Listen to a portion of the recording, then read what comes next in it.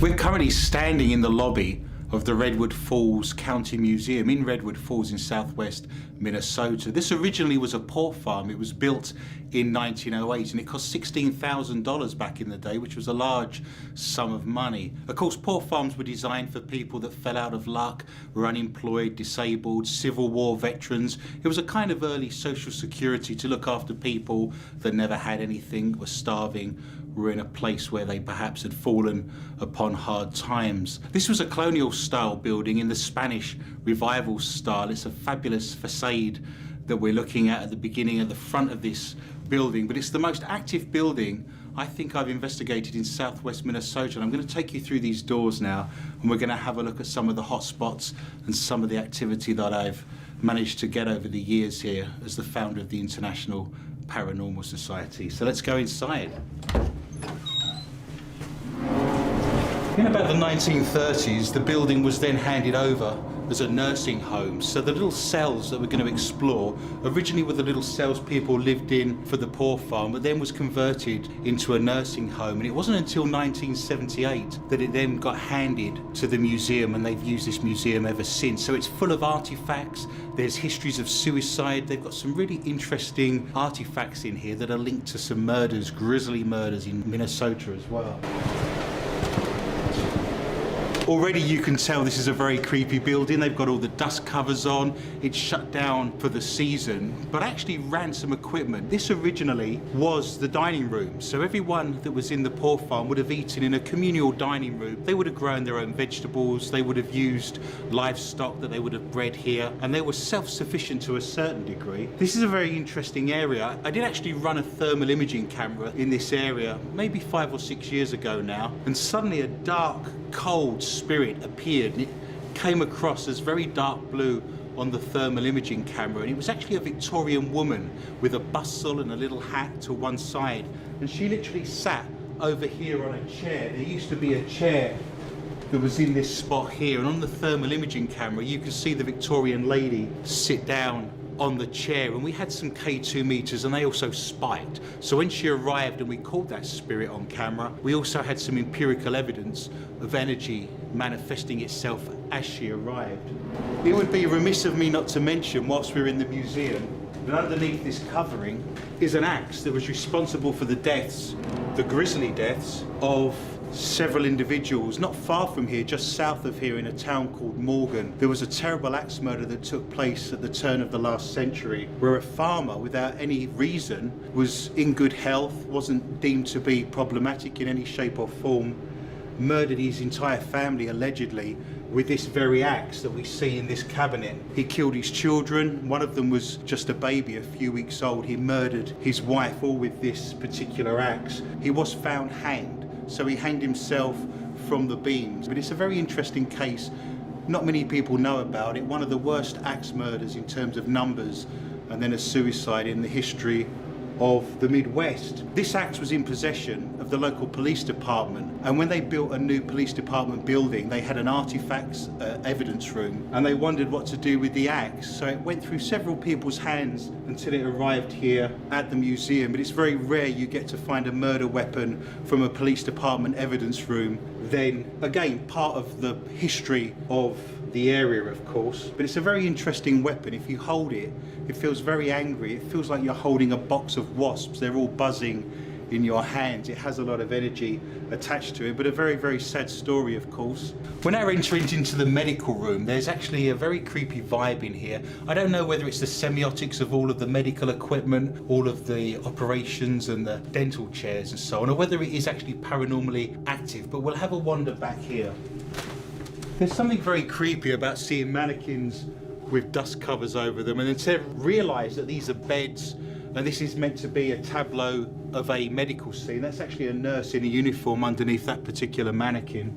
Already there's a change of temperature. You feel the hairs on the back of your neck go up. It's very thick, almost like walking through paranormal treacle or syrup. There's a real energy to this room. Imagine the people over the years that have sat in this dentist chair and had teeth removed or have felt pain, gripping hold of the armrest. There has to be a sense that it's like a sponge and it's soaking up that residual energy. But I've done investigations in this room, again, lots of cold spots, lots of EMF that we can record as empirical evidence, and it just feels very thick and very nasty, to be honest. It's not a place you'd want to spend a lot of time, and you can feel it knotted in the pit of your stomach. True. It's not making it up, am I? Well, I don't like this room, honestly. Yeah, I'm with you. We're going to take a journey upstairs now. I think the second floor is one of the most haunted floors of this particular building. As a paranormal investigator, I think it's very important that the moment I step into a building, I run a DVR. The moment I get out of the car, as I'm holding my equipment cases, I'm recording everything that takes place. When I did a walkthrough on this building, like I'm doing with you now, I was running a DVR the first time I was in here, and I walked down this corridor. There's a taxidermy room at the end that's very miserable. It's full of decapitated animals, probably lots of arsenic around. My team said it feels very cold in here, and I heard on the DVR, just as we were walking around, as we are now, yes, it is very cold. So there is a creepy room back here. I'll show it to you, just because we like creepy things. It's very odd. As a Brit from London, I'm not into hunting. I've never seen a gun. I've never held a gun. It's very strange coming from East London that you'd walk into a room with all these decapitated animals looking at me. It's a very strange thing, and it does feel heavy in here again. You'd be hard pushed to find a room in this museum that didn't feel heavy. Of course, as a historian of a number of years now, this reminds me of the scene in Planet of the Apes where Charlton Heston sees his fellow astronaut taxidermied in a display like this, but I've got a vivid imagination, of course.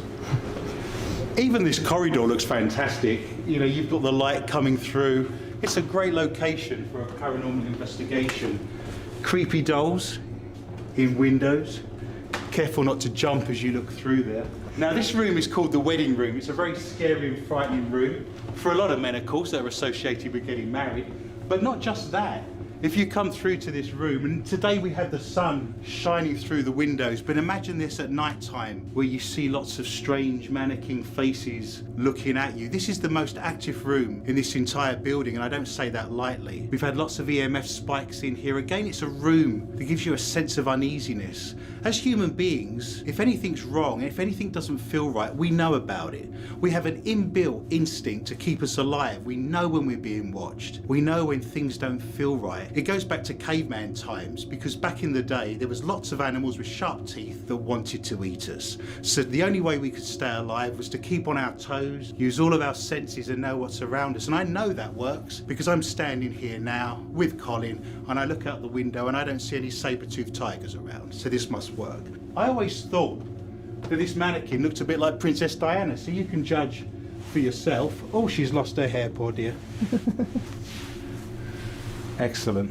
The reason I'm unveiling these ladies, and I haven't done the best job of that, of course, but we'll come back and rescue that. When I first arrived in this building to investigate, I take baseline photographs. We photograph every single room because we want a record of what it looked like before we started investigating. They're baseline photographs. It's very scientific. I came in here with a tripod. I took lots of photographs of this room through this lady's left hand. When I got home and uploaded the photographs onto my laptop, she had a beam of blue light, almost like a lightsaber, going through her left hand. So I actually have a photograph of the energy that you can actually feel. The reason there's energy in this room is that I did a talk in Redwood Falls. I did a lecture on this building and I showed everyone my evidence. It was packed, standing room only for the Historical Society to raise a little bit of money for them. One lady called Kathy at the end of that lecture came up to me and said, I know why the wedding room feels funky. I know why it feels a little bit strange, a little bit haunted. She told me that her great-great aunt was a woman called Louisa Bott, and she hanged herself in this very room in 1922. She actually hung herself with a sheet from the bed from this very location. So Louisa Bott's a very interesting lady. She hung herself later in life here at the Poor Farm, but when she was 16, she was the lady that helped the Nairn family escape when they were attacked by the Sioux at the Lower Sioux Agency, if you recall the Sioux Agency there and the massacre that took place. So that woman has a lot to do with the history of Redwood Falls, and she hanged herself in this very room. She was German in origin. I actually spoke to her in German on the Ghost Box. I know a little bit of German, and we had a conversation in German. People say to me, do spirits talk in the language that they knew when they were alive? And that is true. I've spoken in German, Italian, French. You will speak the same accent and the same language you've got now when you've passed and when you're dead. But this is the wedding room. Several more places I want to highlight to you. Up here on the left, there's some very creepy rooms with dolls. Dolls, of course, are always very creepy, especially the Victorian ones. There's some really strange and bizarre toys in this particular room. Imagine it's Christmas Day. Imagine it's 1910, it's Edwardian. You want some toy blocks, some lead soldiers. Maybe if you're lucky, you might get a little tin train. And there under the Christmas tree, as you unwrap your presents in 1910, you get a little monkey to play with. And here he is, and he's looking like he's got human teeth, which is very odd, but there are some creepy animals. And again, with the light shining through in the afternoon, it doesn't look too bad. Imagine you've got a flashlight and it's pitch black, and you shine that flashlight and that little monkey's face is looking up at you. That's not what I'd want to see on Christmas Day. We have some rooms back here as well that we're going to explore. This last room here on the second floor is full of baby buggies. In Britain, we'd call them a pram, which I think comes from the word perambulator, which means to walk. The word ambulance comes from to walk as well, to amble, to walk, because during the First World War and before that, they would walk onto the battlefield with stretchers to collect the dead and the wounded. So the word ambulance comes from the French to walk. You'd think it would mean something a bit quicker, wouldn't you? This final baby buggy, this final pram, if we lift that back, there's a little doll sat there. I actually left a digital voice recorder on that doll and I investigated the building. We've been in here many, many times over the years. And I retrieved that DVR and I listened to it, and you heard a little girl's voice saying, Emma. So I don't know whether the doll's called Emma or whether she was asking for Emma, but I did get a really good EVP from that particular doll just by leaving a digital voice recorder on her lap in this location. You may be wondering why this building's so haunted, and I could take us into any room on any floor of this building, including the attic and the basement, and they will feel charged, they will feel very paranormally active. One of the reasons, of course, is it was a poor farm. From 1908 to the 1930s, people that were down on their luck, people that were ill, elderly people, those that were struggling, vets from the Civil War would have lived in each of these little cells on all of these floors. There was probably a floor for the women and a floor for the men, I would suspect. But of course, lots of people died under those circumstances of natural causes and of disease and being very elderly. We know of at least 1 or 2 suicides here that took place in these very rooms. The room opposite me, we have documentation of that, obituaries from the newspaper back in the day. Then of course in the 1930s it got handed over as a nursing home, so then you've got the rooms full of the elderly, and I'm sure many people died from the 1930s right up until 1978, when this then became a museum. So there's many reasons these rooms are active. And then you have to add to that paranormal soup the idea that every single artifact we're looking at has an attachment to it. It was somebody's belongings, somebody used that object. In the same way you go into an antique shop and it feels a little bit funky due to the same reasons. Of course, there's a military room here where spoils were brought back from the Second World War. There's some memorabilia from Japan and Germany that soldiers from this area would have brought back with them. There's uniforms. The whole place from top to bottom is a multi-layered paranormal cake, and we're very blessed and lucky to be allowed to be in here to investigate and to film.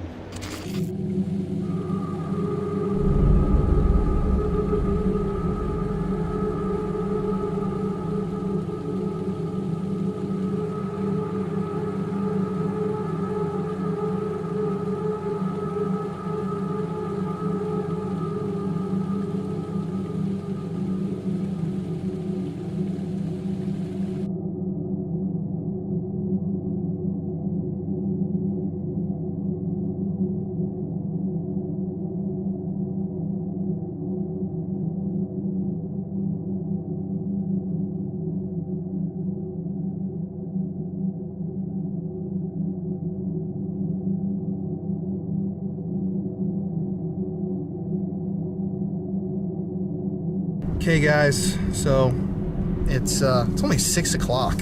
Seems a lot later right now, but Jeff and I are just arriving right now at the Redwood Falls County Museum. This place is, we just did a live stream here the other day, and this is definitely one of the scariest locations we've been to all year, if not the scariest. Sandhaven Sanitarium in North Dakota literally pales in comparison to the weird dark energy that's in this building. And it's just us two tonight in the whole place. It really does just look so creepy.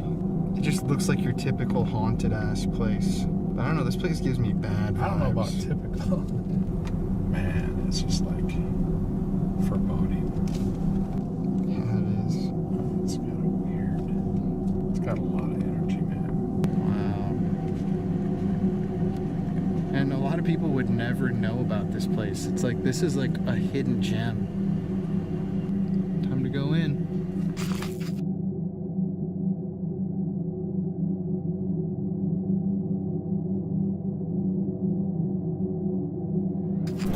Here we go, guys. Yeah. Oof. Very, very creepy building.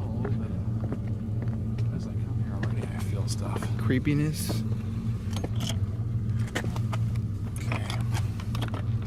Shit, what happened here? There we go.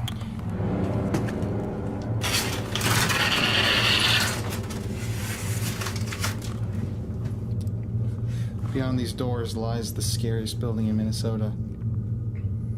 Okay, you ready? You ready for this? That's the question. Let's go.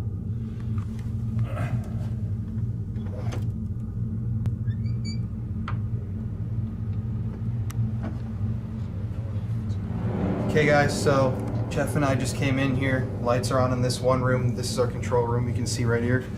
We've got fish bobbers. We're gonna use those in an experiment. By the way, if you guys would like to become patrons, Jeff and I just took 20-30 minutes before we started filming here. We took some photos, Polaroids for Patreon. Patreon members, you guys are gonna get these.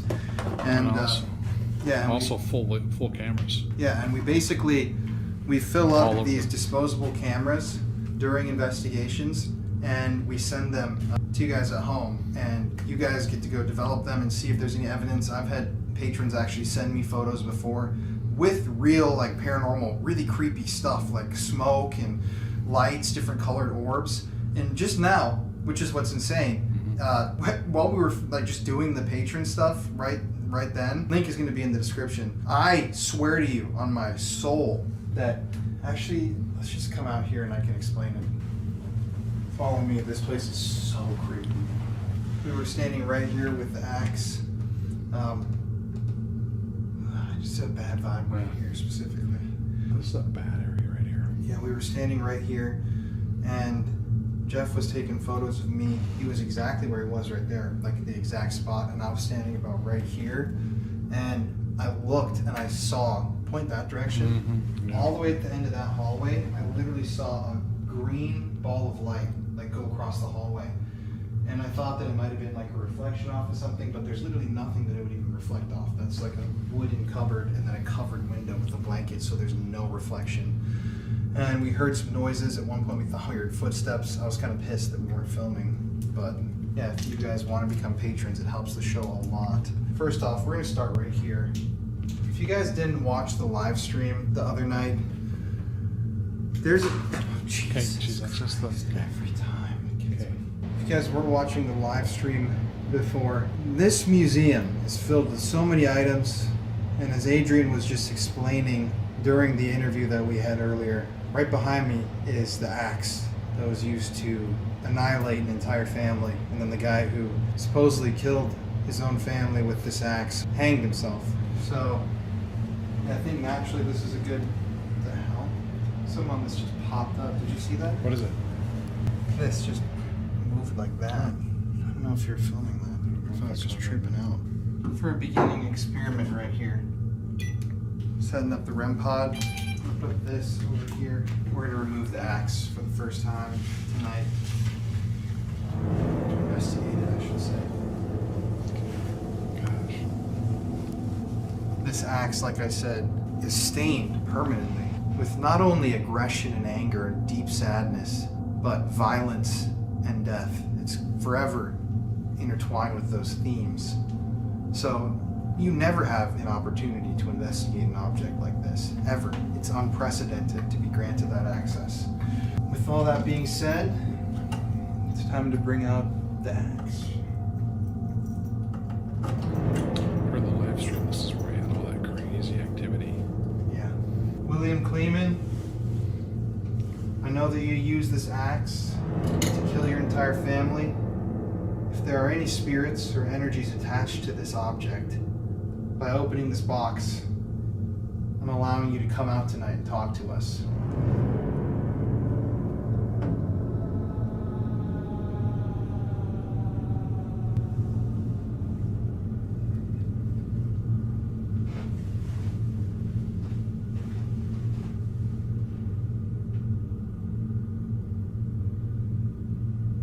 It really does make you feel a buzz, like on my arms.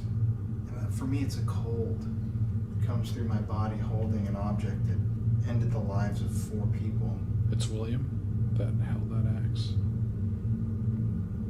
William, if you're attached to this axe yet, in any way, give us a sign. We've got devices set up around here. Use your energy. Try to make something happen, please.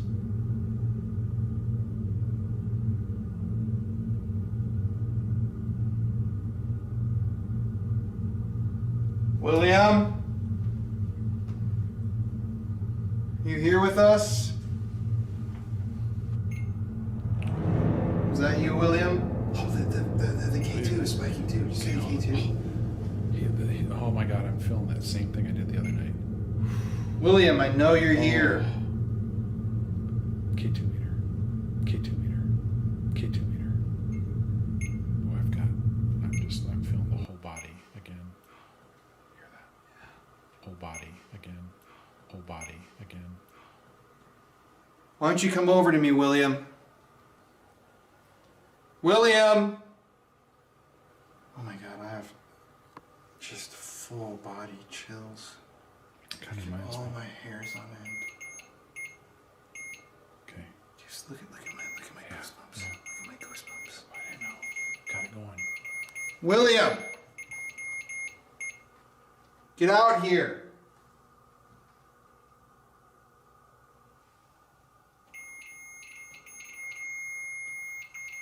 Can you give us a sign if you're here, William? He's trying, or whoever's here is trying. This thing makes me feel physically ill to my stomach. And I can't stop staring over there. I feel like I need to walk over here with the axe. Okay. You don't like the axe leaving? Keep walking. Light that up if you don't like him taking the axe. You want the axe to stay here? Are you here? You can't hurt us. Try the axe. Okay, he's gonna walk away again. Light it up, William. Dude, this thing's going crazy. Come on. Oh, I'm feeling a ton of energy here, bud. Come on. Is there anybody else here with me in the museum?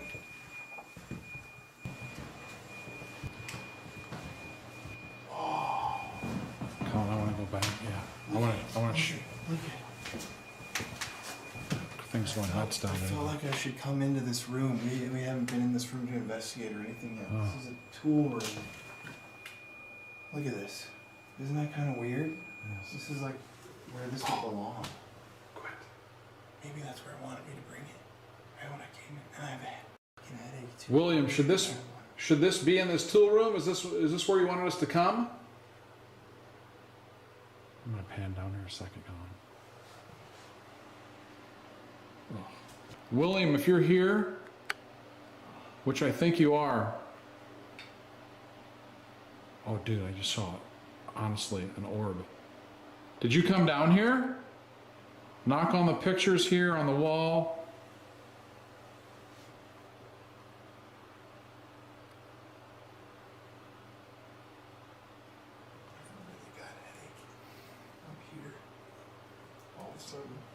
William, if you wanted me to come into this room with the axe, can you knock on something or move something in here? There's a lot of weapons in here, nails. If you wanted to hurt somebody, you could hurt me right now if you took one of these things off the wall and threw it at me. Oh my god, there's axes in here. There's axes in here. Look at that. What? Where? Right in front of me. That's crazy. I did not know that there were axes in here. This is the room that I felt like I needed to come in. Broad axe. Goose. There it goes. Oh, I'm getting chills over my whole Wow. body, man. Big energy. Big energy in here. You want us to come back or come down here? There we go. That's the first time the lights have gone off, and I saw the K2 meter. Are you afraid of us? Man, it's super cold. Notice how it stops, too. Here's the axe. Oh my god, it's so extra cold down here. Look, you can probably see the goosebumps developing on my arm as we're down here. It's right by this axe. It's freezing. Look at that. They're literally developing right now.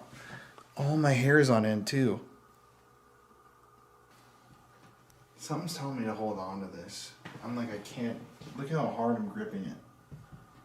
Literally, my knuckles are like white. I just feel weirdly out of headspace. It's not like I'm gonna say that I'm possessed, but Yeah. that's very strange that it had me walk into that room. And standing right here makes me, I was just gonna say, physically ill. On the very corner. Ooh, wow. You like this? You want to play with some things? So we've set up fish. I thought you just heard a voice, did you?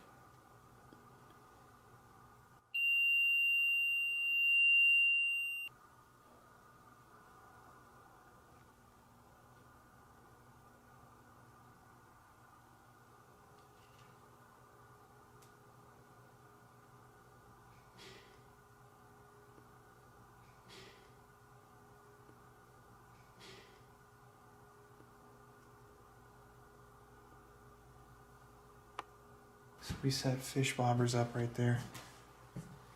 We're gonna see if walking away maybe William or anybody else whose energy's attached to this axe or whoever is in here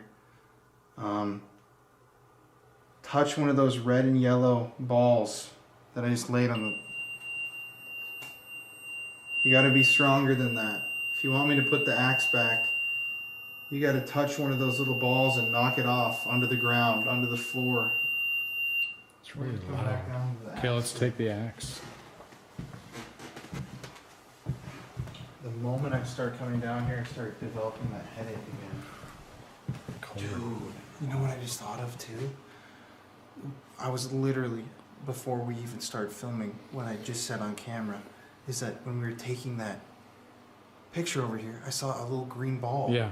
go across the hall from Yeah. this to this. It Yeah. was probably going into that room, literally. It was Well, probably maybe going that's what into it this is. room that it led me into. Let's go down and see if it reacts.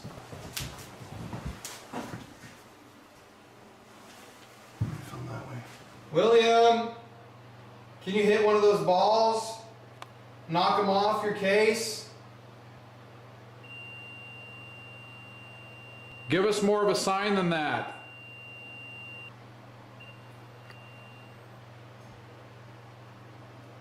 Did you just move? Yeah, I just heard it.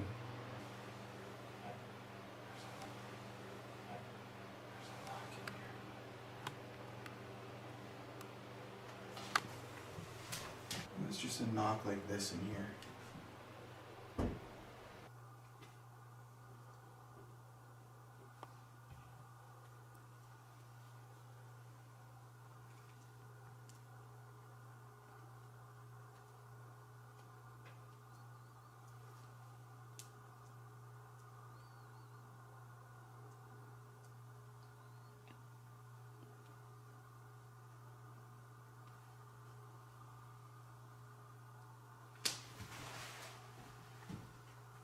Maybe it's another spirit that just wants the museum to be accurate.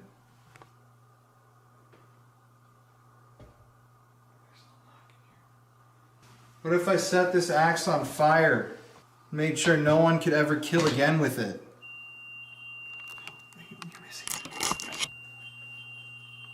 You wouldn't like it if I burned this axe?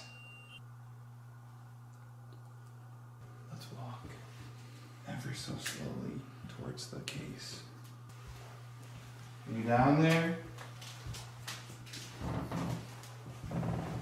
So you, William?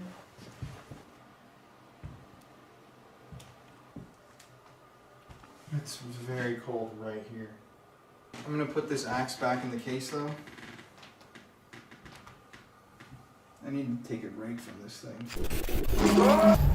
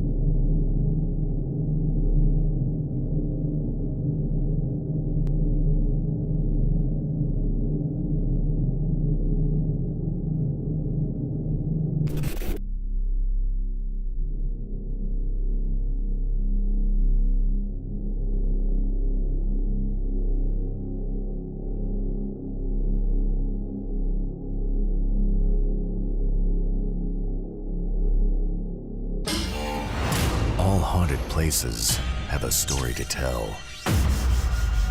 It can be tragic, it can be scary, and it can be very dangerous. This is Colin Browen, and these are the Paranormal Files.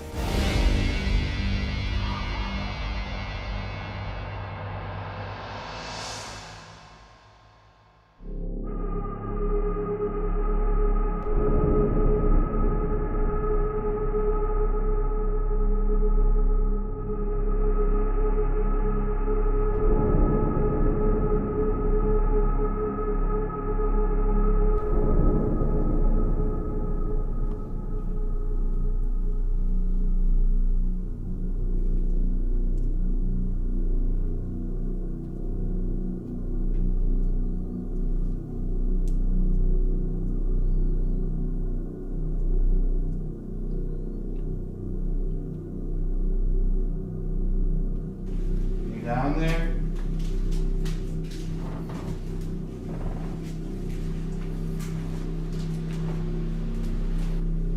So you, William?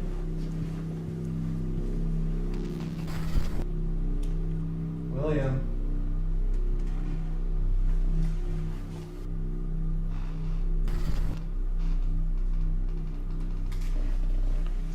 It's very cold right here. I'm gonna put this axe back in the case though. I need to take it right from this thing.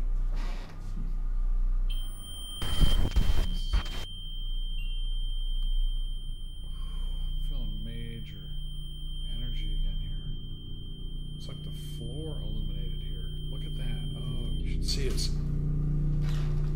went dark and then it's going back. It's pulsating here, right here. I want to go try the axe myself. Is that I think we should go upstairs. okay?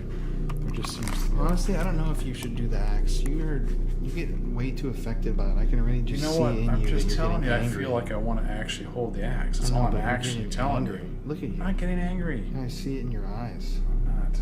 Yes, you are. There's something like right here. If you would just concentrate on this, that's glowing. Weird. Look at the ceiling. That's the heater up there, right? Oh. Okay. You trying to come out? Manifest yourself on this.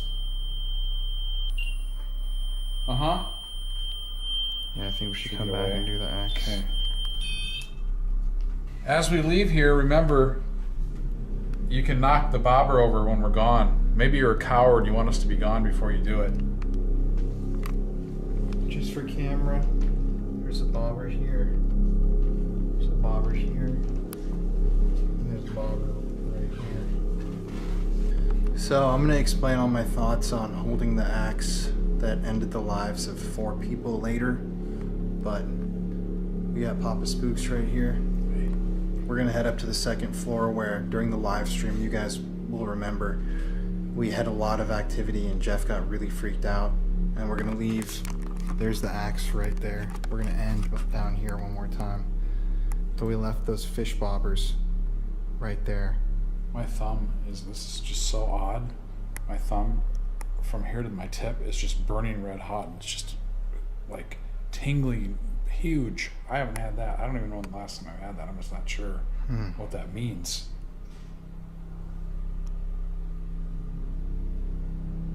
What would that mean?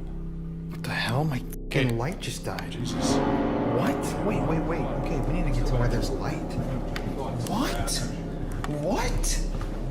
My fucking battery just completely died. Well, what do you mean? Where's It's dead. Put it up. Huh? We need to get a backup light now, I guess. Look it. This is how you turn it on. Don't you push it down? That's what I'm doing. Look it, it's completely fried. That just died on camera.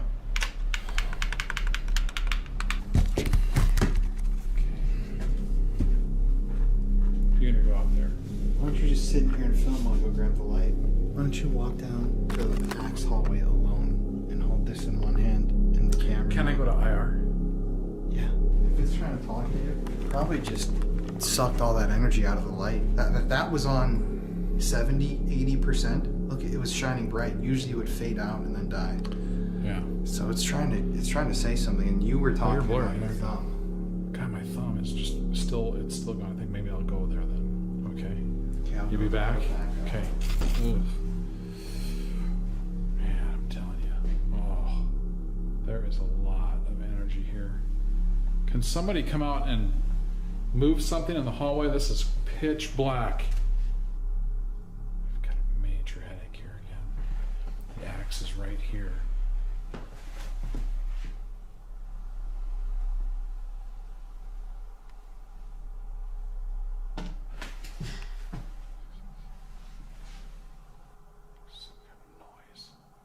Can you give me a sign if you're here? I haven't left.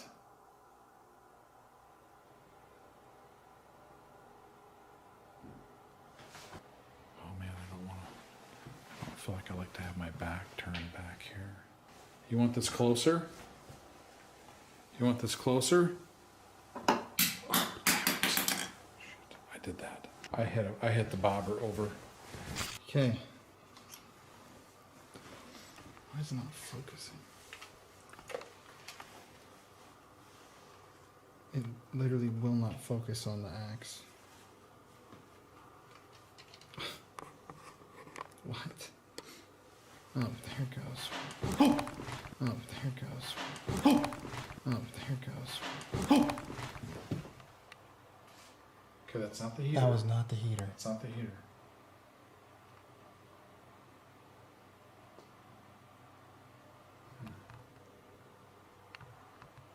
I feel ill. I feel sick to my stomach. And my finger quit vibrating. Let's go down there and look. Maybe we should go in that room, with the tools, Yeah. and ask some questions. That It came seems like from it's right asking down us. there. And those are the orbs down there. If you want to knock those bobbers over, you still can.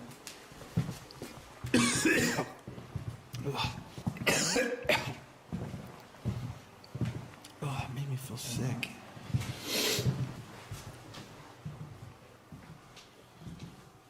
Oh, this room is giving me a weird Yeah, I feel vibe that. right now. Do you want to? Okay, anyone that's here, can you tell us your name? Can you say that again? Clearer. I think he said do it again. I see. Bob, did you hear that? Mm-hmm. How old were you when you died? 56. I heard 67. 56, I thought I heard. Well, so one of the two. Tell us your age again.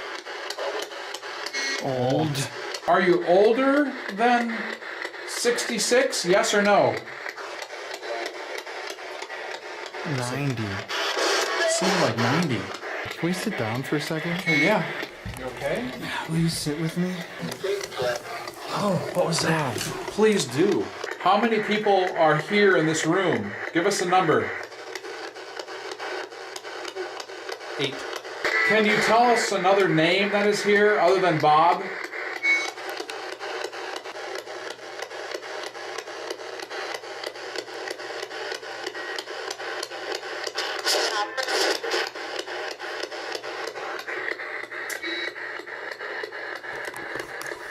Okay, we're sitting down because Colin doesn't feel that well.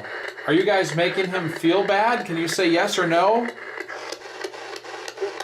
Yep. So they're making me feel bad? Okay, you're saying that you're making Colin feel bad. Do you not like him?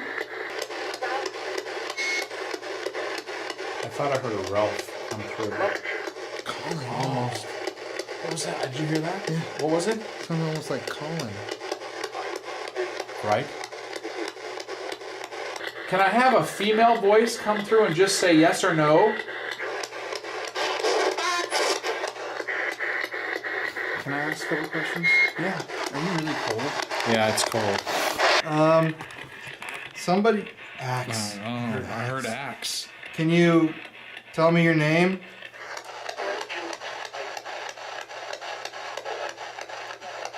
Roland. I heard William. William, maybe. Can you say yes if it's you, William? They hung? Yes. Yes, right. Are you making me feel sick? Yeah. Why are you making me feel bad? William. What about... Are you making us feel bad because of William? Why don't you like me?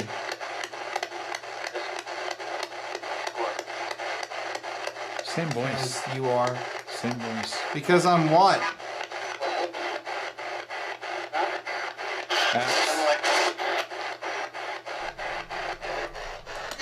My footsteps out there. Okay, should we take a break? Just hold up. Are you out there in the hallway? I feel you out there. Can you let me know where you are?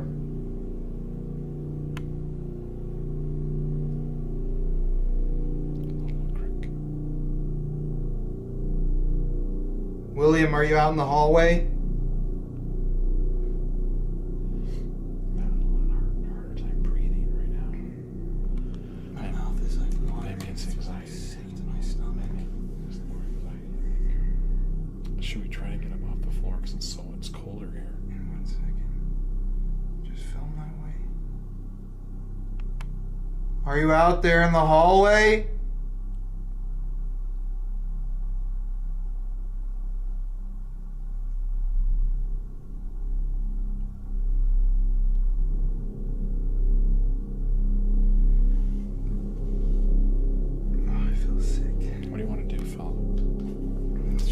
Let's go upstairs. I don't know what you're feeling. Lift me enough. Can I turn it on here?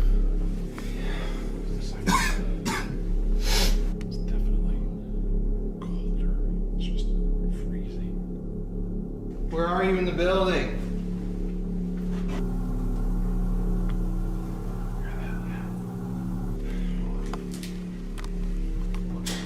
Jesus. Oh, God. Okay, we're gonna go upstairs to the room where Jeff had the worst energy last time. Where the woman who lived here hanged herself, I should say. This whole building is putting me out of my own head. Like almost dizzy.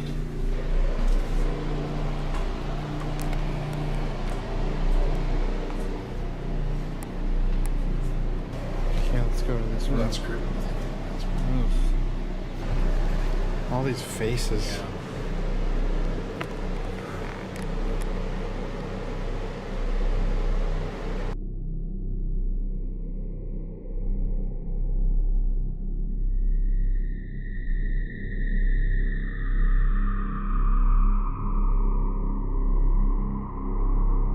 This is the room where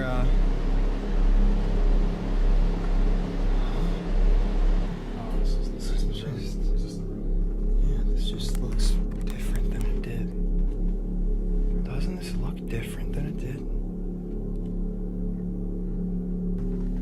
Your map sounds. Ugh, this whole doll is terrifying. If you wore one of these dresses on your wedding, maybe you were a patient at the nursing home who died in here, or somebody that was at the poor farm, or maybe you're the woman who unfortunately ended her own life in this very room, right here on this wall. Can you give us a sign that you're here with us? I'm just waiting for one of these sheets to just go, you know. Can you appear in this room to come say hi so we can talk? Want to try the hallway with it? Okay. Yeah. Hello? Can you come out of the room? Anybody come out of the room? Any room?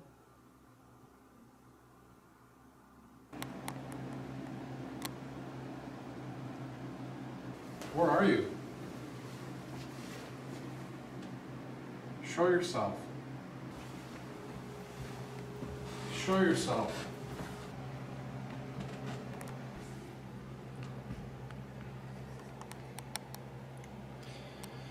If there's anybody up here, Got a little. give us a sign that you're here.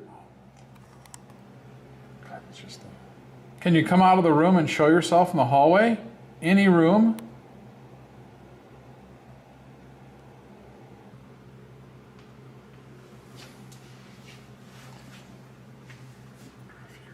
Are you here? Can you show yourself?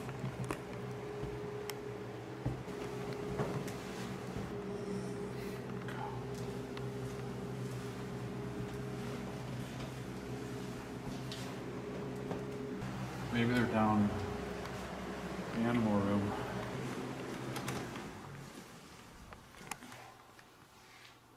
If you're here, you'd have to show yourself to us here. Oh, right here. There's not. No, that's just mapping out the deer or the bird, whatever's sitting there.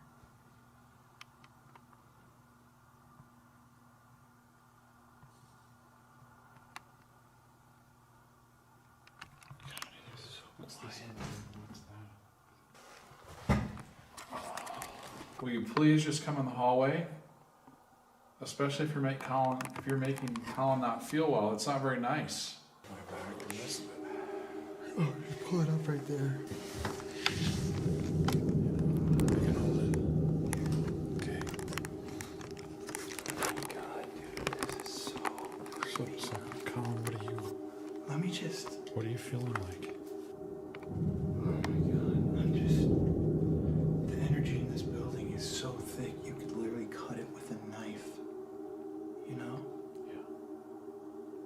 I can't remember the last time I was this.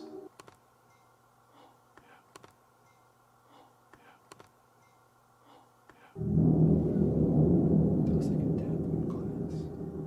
I'm gonna show people what we see. Look at, here's my phone so you can see. I'm gonna take a recording. There's me swiping it across the room. There you go, guys. That is what we're looking at right now. A whole lot of nothing. If you're down there in that hallway, can you knock on something or push something over? I think I'm feeling anxiety is the reason I'm just like, my chest is heavy. This is not a good place. Yeah, no, I feel like This is not a good place. this is a little different energy than when we did our live stream. Yeah. It's like not as like welcoming or something like to me. Like It feels like someone wants to hurt us. yeah, it's something.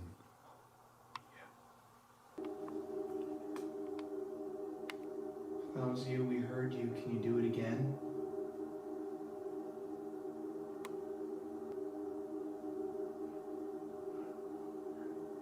Do you want us to leave?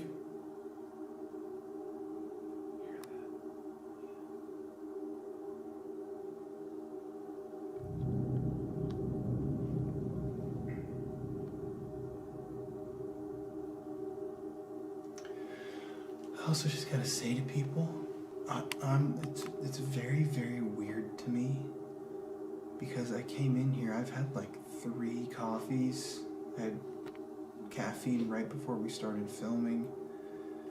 It's only not even 8 o'clock yet, and I usually am so hyped, but ever since holding that axe and doing that experiment where I felt very energetic, I literally feel like I'm just, like, look at how I'm sitting. I'm just like, I have no energy. Something has sucked my energy out. Not only did it kill our light, it's making me feel crappy and tired and lethargic. I think it's the axe, 100%. I have this desire that I want to actually hold it, you know? Let's just do a couple more minutes up here. No, I know. Oh, that red. Like I used to talk about on my channel all the time. My blood sugar goes low a lot during investigations. We've barely walked anywhere today. Mm-hmm. And my blood sugar has just been tanking this whole time. You really haven't even been low all day. No. Just since we got in here. And that's like twice. If you're trying to take our energy, what are you trying to take it for? Can you show us that you're here? What's all also kind of scary is the silence. It's so quiet. I'm so cold. It seems like you're trying to make us feel bad. Both physically and mentally. Can you give us any kind of sign you're even here? Give us a little respect that way? Is that you? What? I heard a sound. I'm smelling a cigarette. I'm smelling like cigar smoke. There's no question. Oh, I smell that too. Is somebody here smoking a cigar? It's definitely a cigar. Can you make a noise? Anything? I can smell your smoke.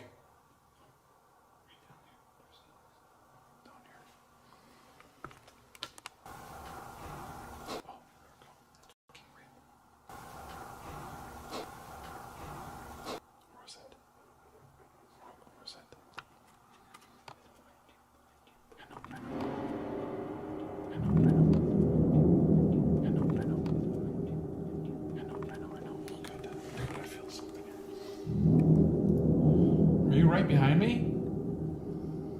Boy, I really smell like a cigar. I kind of feel like I want to get leave, but okay, Colin. Bud, what's happening? I think we need to go downstairs, fella. Me too. We're getting affected. What's that light in there? I know. You know, I'm feeling. That light is new. What is that light? Where? This light right here in the hallway. Dude, there's like a figure stand. Wait, turn the light on. Turn the Okay, light on. where's my Please, thing? please. How do you turn this on? Oh, Jesus. Oh, something just really scared me. Okay, I thought I saw an actual figure as tall as the ceiling underneath that bar. I thought I saw that earlier too. Really? Yeah. Like a shadow figure? Tonight is a this is actually a feel of like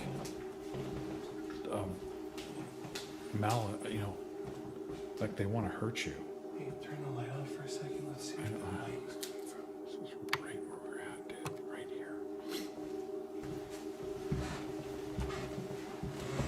Are we going down? Let me turn the light off. Okay. I don't like the feel behind me. Wow, this is bad. This is really bad. And we're not even trying to make it bad. This is just... I literally just started crying because it feels so bad. Yeah, you got really emotional there, man. Did you leave that door open? I think it was. What I changed? got like a bad taste in my mouth. You know what's odd to me is like the walls seem narrower to me. I don't know why. I know. Just the perception. But doesn't it seem darker down there? Is that what it looked like? I think it is darker. William, is that you? Cold in here. Something changed in here. Do you know what I'm doing? You want to pick up the axe? Okay.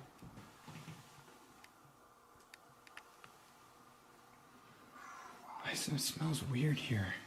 Stinky. Yeah, it smells... I can feel it. I can feel it. Oh, that's the first time. That's the first time. William, if you're here, is this what you used? I don't have energy yet, but I feel like I did before. Oh, so this just goes to show people online. The other night when we were showing this on the live stream, the thing was going mental. This still has this just still has a lot of energy to it. I just kind of feel like, I don't know, there's like...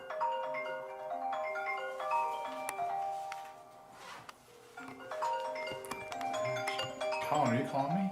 Huh? You're No. calling me. You're calling me. What? I am calling you.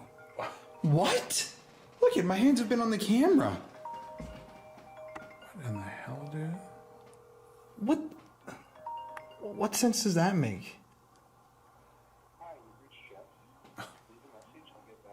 Wait, let it leave a message. And then let's listen to it. That's creepy.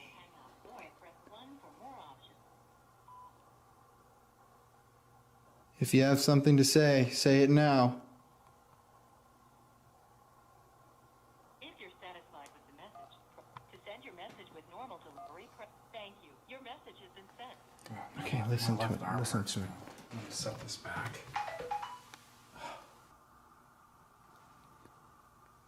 If you have something to say it now.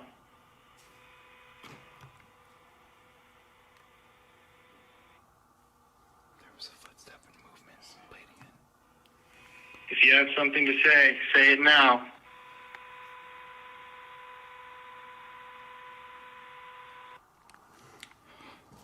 That's really weird. I'm gonna save that and listen to it closer. So, William, we think you're the one that's been here. Yeah. I saw your reflection in that mirror. Again. Jesus. Yeah, here. I saw this reflection. Oh, I just heard a deep voice. William Kleeman, we think you're here. Can you tell us if you're here, yes or no? I think REM pod. Huh? REM pod. Oh. Yeah, keep talking about him. Say yes or no. Yes. Yes. If you're here, did you kill your family? Do you feel bad about killing your family?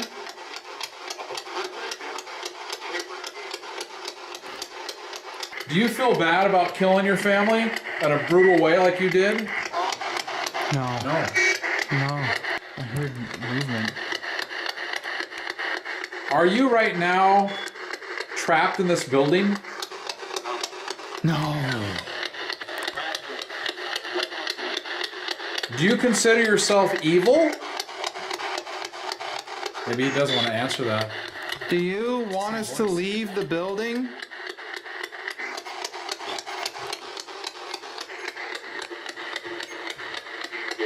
Yeah. Yes.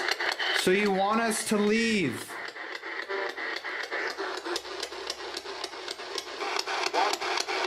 Run. I Say heard run. Are you going to hurt us? What is that? Are you gonna hurt us? Yes. Die. I heard almost. I think it was die. That deep male voice. I have a footstep right above us. I'm hearing like footsteps. It's weird, even with this noise. I think we should turn.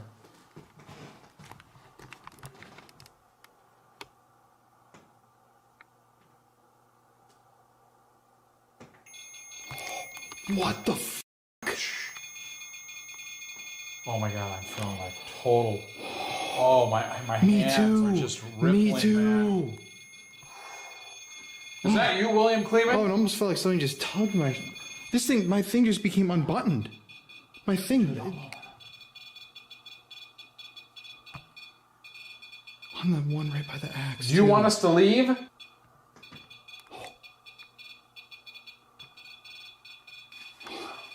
gonna pick up the axe. Yeah, hold on this. Is this what you want to use, William?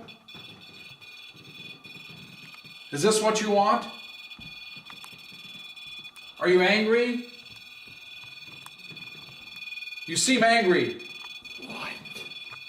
You're a coward.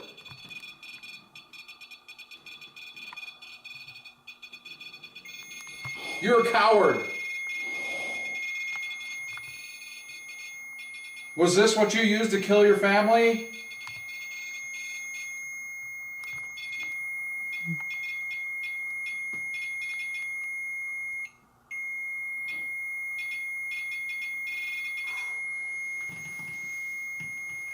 Knock off one of these balls.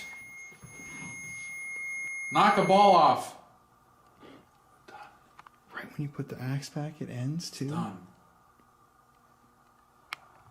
That was absolutely insane. He's done. My hands are just, they're like... Dude. I'm head to toe chills. Oh no, you know what? William, are you going to do something to us? You know, I think I get a feeling like it's something other now than William. Oh, I got a ringing in my ears as well. Are you back, William, again?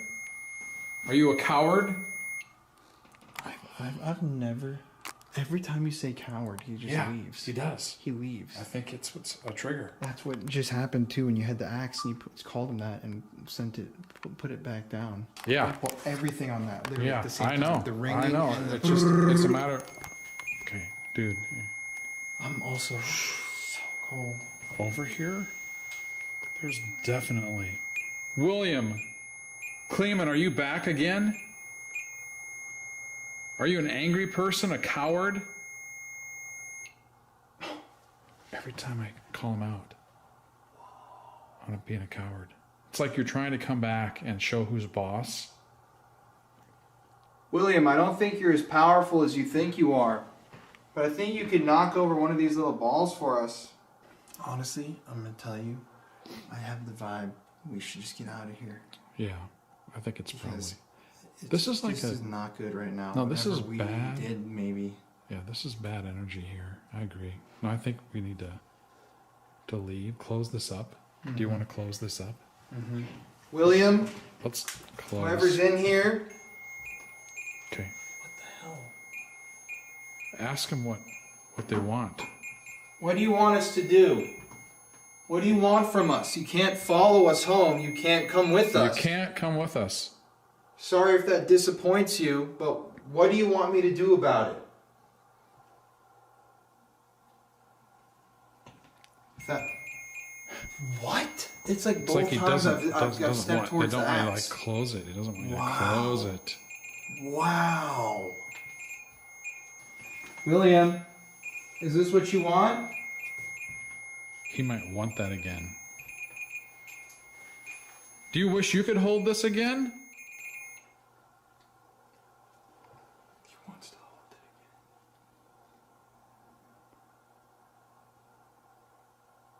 again. Maybe we just. This has been a weird night. Yeah, man. This has been a we need to weird just night. put it back and lock it. Yeah. You know what I mean? I think it's time to put it back. It's like release something there. And we weren't even trying to make that the No. focus of our investigation, but this has been unbelievably active. I don't feel well as well, so I think Look at that! Look Okay. at that! The moment I went to close the lid. Did you see that? yeah, let's leave it open just a second more. You're never gonna kill anybody again. Okay, William, good night. You're done. You're done, William. I think you need to cover it after. Cover it up, yeah. Take your box. And you're not welcome to follow us. We shut him. That's what he wanted. That's nuts. That is just mind-blowing what just happened to us. Mind-blowing. Very, very creepy night. Very creepy night. I want to get out of here as Yeah, soon let's as go. possible. Let's go. Been here enough. Thank you to everyone else who was a kind Yeah. spirit in here. You know what? This is just a little bad. There's some dark spirits other than him Mm-hmm. in here I as feel well. like he's not the only There's a one. shadow figure upstairs. That thing was huge. Where's that SLS? Oh, damn it. It's upstairs. Dude, you gotta go with me, man. Come on. Damn it. Let's go up. God dang it. Right when you talk about a shadow figure I upstairs know. too. I'm like thinking, I'm glad I don't have to come in here again. I really don't want to come in here actually again. That shows how real this is, though, that we were so freaked out before that we literally left the SLS up here. Okay. God, I just feel terrible up here. Oh God, damn, no. Oh, I saw a figure staring at me in there, a mannequin. Oh, yeah. Okay. I really want to get out of here. You know? This moment. Let's. We could have been out of here 2 minutes faster if you had left this thing up here. Okay, guys, so we're gonna make this really quick. It's Colin here. Jeff. We're both like, Let's go. yeah, we're not being wimps or anything here, but there's just something really bad, and we feel like there's something bad that's gonna happen. I don't want this to affect my health. Just doing this in these investigations, and especially for him too, because Sorry. there's something bad here. But anyways, very interesting night. I'm sure you guys are gonna love this episode, even though it was terrible to film. Bad It's experience. actually a really bad feeling. That's what I've been You know what I saying mean? the whole time. I'm like bad. Just a bad my chat, feeling. everything about this, even on the live stream that we're here, I don't feel It's anything not like good. this. It's but not I'm ready to good. go. Yeah. Yeah, let's go. Okay, anyways, love you guys and stay spooky. Bye.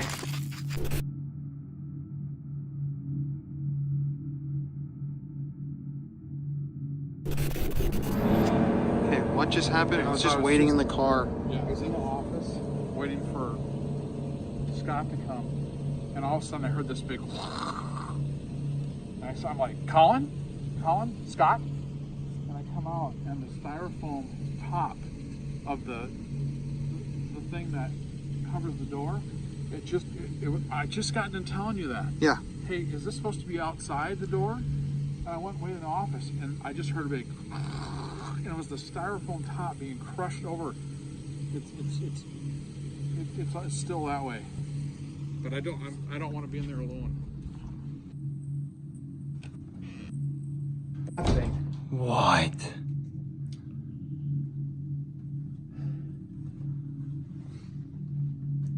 That's been It was sitting like- there all night It too. was like tape ripping, like. Colin, Scott, and then I saw that thing. I'm like, that's exactly what it was right there. It's like tape ripping. It's been sitting there all night too. I've been Right literally. when you went out to the car, and I didn't know if it's supposed to be out here or not. Mm-hmm. We gotta tell.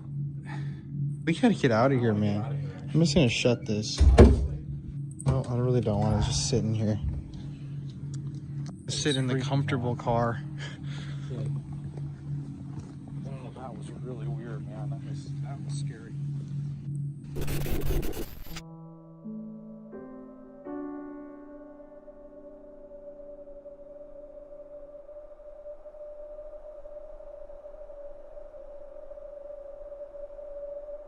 Okay guys, so I know this is the first video series from this trip, but it's actually the last day that Jeff and I are filming here. We've been in Redwood Falls 5 days now. It's Thursday. This series starts on Saturday. And just last night we were with William Kleeman, supposedly, and the other spirits inside of the Redwood County Museum. And that investigation really affected us. Even after we stopped rolling, we were just talking about it. There's some sort of energy there that is powerful. I'm hesitant to call it evil. Just, we don't understand what this stuff is, so I don't know what it wants, what it means. It's scary because it's mysterious, but that's just because we don't understand it. A lot of people are afraid of things they don't understand. But for us, what the hell? What kind of plane is that? Do you see that? Oh, it's a Right overhead too.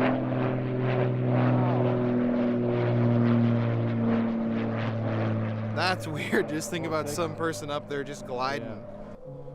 We have come this morning, just like I did with Velisca. If you guys noticed, there's been, for some reason, an axe murder theme. Even in the next video, the Squirrel Cage Jail, the main character in that video is an axe murderer. So I don't know why this axe energy is following us, but we've come to the cemetery to give flowers. We got a bouquet at a local Walmart to the Kleeman family, and we're gonna give one to William too, because, you know, we're not glorifying murder. We're not trying to make it look cool, use it to make money. These are just real things that happened in life. And, you know, if William is haunting the museum and it's negative, if we can lay flowers on the grave and just try our best to give some positivity into the equation, then it's the best we can do. That's all we can do, really. It's just respect the dead. But I actually see the grave right there. We just pulled up. Let's go check it out.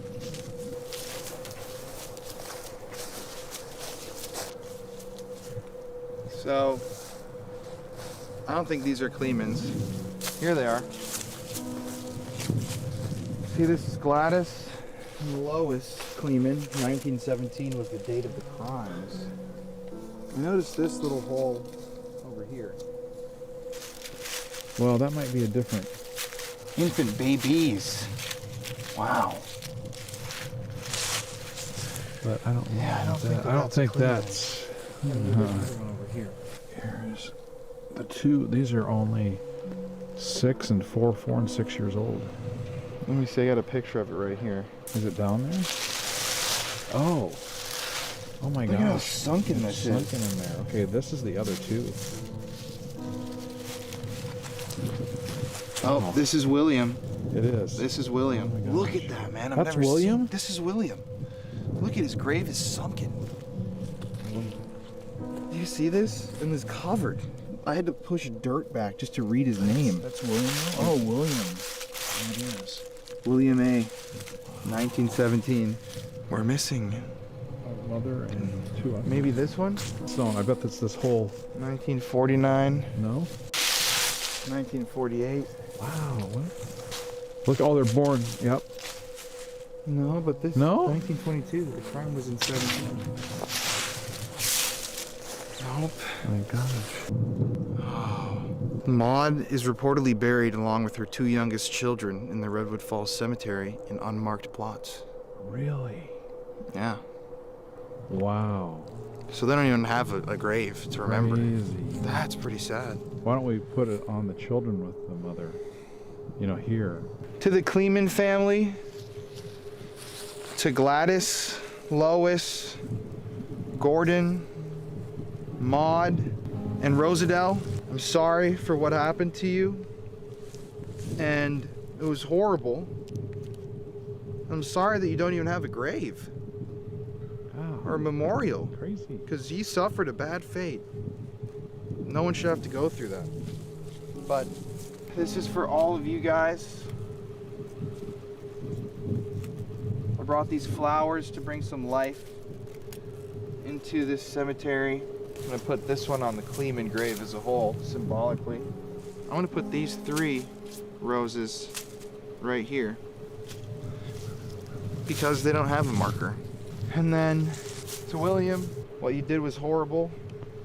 I know it was probably from a mental health issue, and it's just something that was making you do this beyond your control. So I'm sorry that that was how you felt in life, but still not okay what you did. Sorry if we made you angry last night if you were at the museum attached to the axe, but hope you find peace if you haven't already.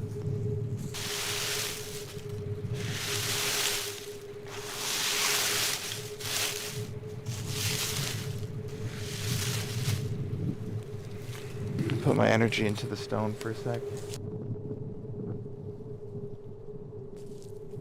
It's a very cold day. Thank you guys for watching. Glad everybody enjoyed the Villisca Axe series because that was genuinely a really good couple videos. And these were too. But doing this stuff is not an easy ride. It's countless hours of hard work. And you kind of have to touch the darkness. You have to look it in the eyes and confront it. And a lot of times you find that through learning history, you shouldn't be afraid of ghosts. It's people that do these things. It's not the fairy tale demon. It's the guy with the gun that walks in and kills 10 people, or the woman who stabs her husband to death and drowns her kids. That's the stuff that it's kind of hard to process. But hopefully through doing all this, we can just help people find peace. And Once again, thank you guys for watching. We'll be back very soon, a couple of days, with a brand new video from this series. Some of the paranormal activity that Jeff and I have encountered on this trip has caused us to question our realities and what we believe in and what we don't. So don't miss out.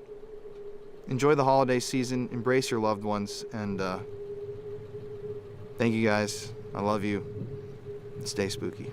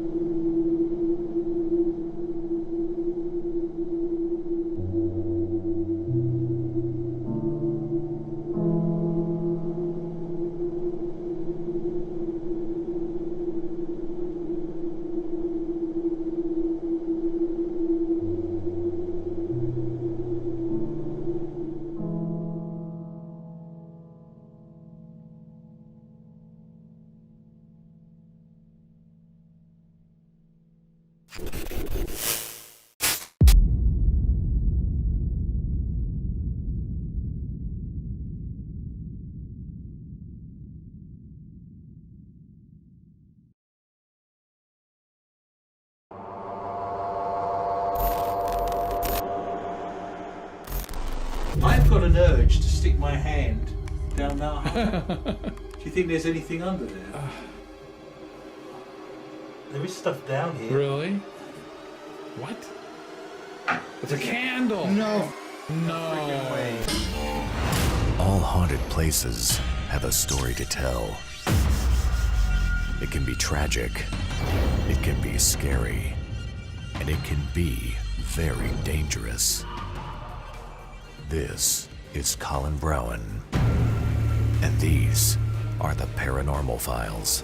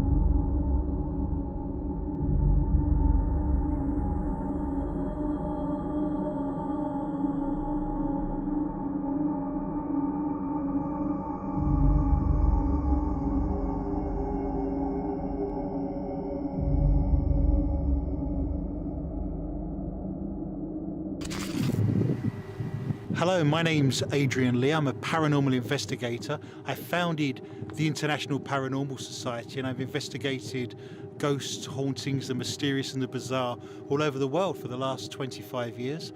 I'm an author and TV host. We're here today to investigate the jail cell behind me. We're in Redwood Falls right now, a town that was founded in the 1860s here in southwest Minnesota. And in this jail cell behind me, there was a prisoner that was held here in the 1890s. His name was William Rose, and he was hanged for a crime we believe he didn't commit. He was actually executed by hanging, and the rope snapped, and they had to hang him twice. He actually spent his last night before execution in this very jail cell. So we're going to go in here tonight. We're going to investigate. We're going to see if William Rose wants to come through and protest he's innocent, and we'll see what else comes along on the equipment. So let's follow me inside. This jail cell was built in the 1860s, and this jailer's section was added in 1881. As you can see, it's a wooden construction. It wouldn't have had windows back in the day, a little bit like a cooler. If we go through here, you see the iron door to stop the prisoners escaping. There's definitely a real energy in here. It's very cold, feels very heavy with paranormal energy. And just imagine sitting, writing your final letter to your family, knowing that in a few hours' time, you're going to be executed and hanged by the neck until dead. We have a bed, we have some very basic furniture. None of this is original to the original jail cell, of course, but just imagine like a sponge, all that energy soaking into the walls of this jail cell. And if you imagine William Rose sitting at that table, writing his letters, in his final hours, he was with the pastor, he was praying, he was playing cards. So I think we're going to get some really interesting evidence tonight. We're going to run a ghost box. In previous investigations I've done in this building, we found some amazing SLS footage. We've had actors in here doing reenactments of William Rose praying on the bed, and then the SLS camera actually had spirits copying what our actor was doing and praying on this very bed. Also holding the bars behind me as well. We'll get some really good ghost box activity. I think we'll have a lot of names come through. I do think William Rose will come through and speak to us today. And we tend to get spikes in here of energy. So that energy I'm feeling soaked into the walls, we can actually measure as empirical evidence, and we can show you that with our K2 and Mel meters as we go. Back in the 1880s, there was a feud between neighbours. So imagine in Gales Township, just down the road, there was an argument about a cow escaping. There was an argument between neighbours on two farms. One of the farmers, William Rose, had a little bit of a thing for the daughter of Eli Slover, but that was banned. So imagine a Romeo and Juliet kind of story. Now Eli Slover was on his farm, he was with his family, and suddenly a shot rang out. It broke the window pane. Eli was shot through the chest as he was sat by the window. He slumped over onto the floor, surrounded by his family, and his dying words were, "I'm deader than the hay. I've been shot dead." They looked out of the window, and in the distance they saw a shadow figure running away into the corn. They knew that William Rose had had arguments with the Slover family, so they asked William Rose where he was, and he was arrested and charged with the murder of Eli Slover. There was no real evidence. It was very circumstantial. This went to a court of law, and William Rose was proven to be innocent. They then took it to a second court of law on an appeal, and he was also proved to be innocent. 3 years later, after the murder, in the final court, Eli Slover's family stood up and said, "We saw William Rose running from the scene." They couldn't say that on the first two occasions, and now all of a sudden they said they'd seen him. On this evidence alone, he was hanged.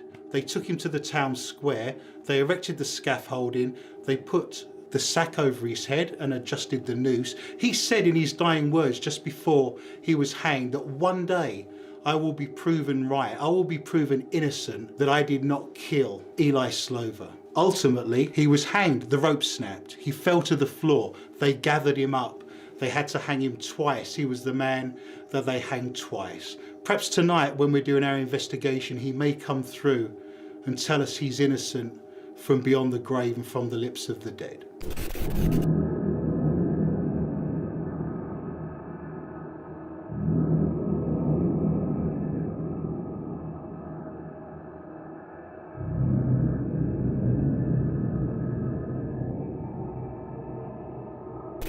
Okay everybody, what's up? It's Colin here. We are back with another full-length investigation.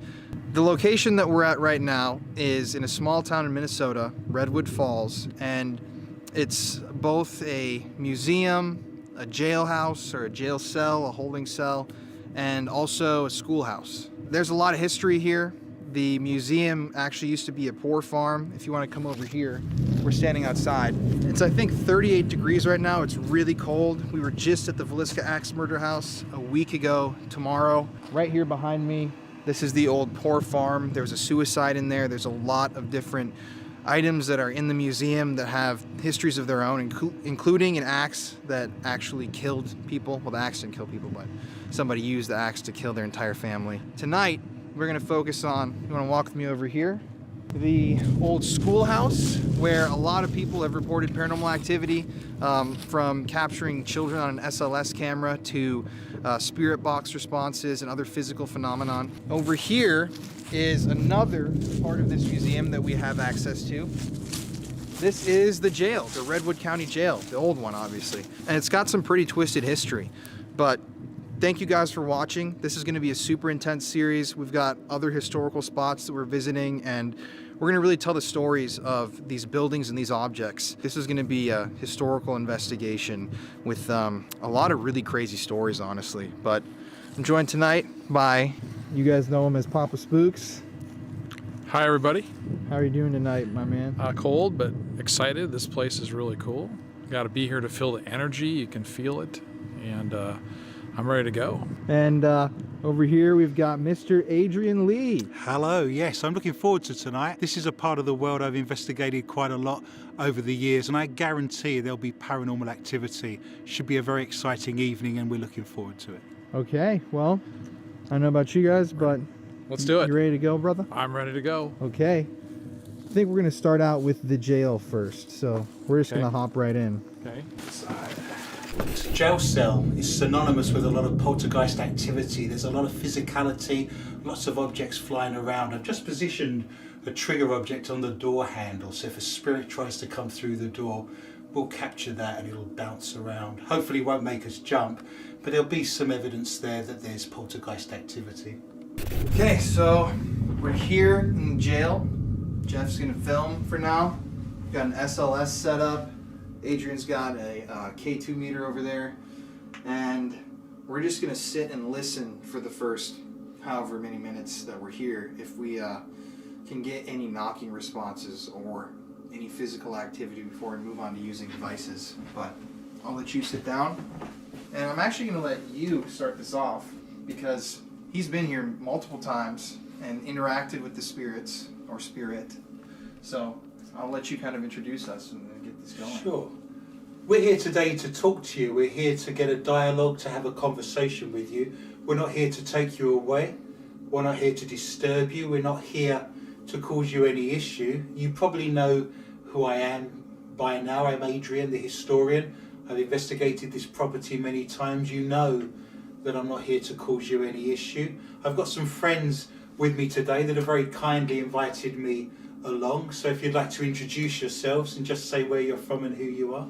My name's Colin. I'm from Sioux Falls, South Dakota, but I live in Texas now. My name's Jeff. I'm from Sioux Falls as well, Colin's dad. And just behind the camera, of course, very good looking guy, but he's just hiding in the dark over there. Hello. We're just going to start out. Thank you, by the way. That's very kind of you. It is dark in here, though, to be fair. I can't really see. And I've been dissing them all night. So. But we're going to start out just by asking the spirit to make some banging noises. We're surrounded in a wooden box here. It's 12 foot by 8 foot. We're here. We'll hear everything that's going on. So we're just going to quieten down. We're just going to see initially if there's any spirit activity, if we ask for some poltergeist activity, if we ask for some knocking. If you're here with me tonight in the jail cell, if you could bang on the window, bang on the wood, we'll hear you. So if you can hear my voice and you'd like to interact with me, could you make a noise now, please?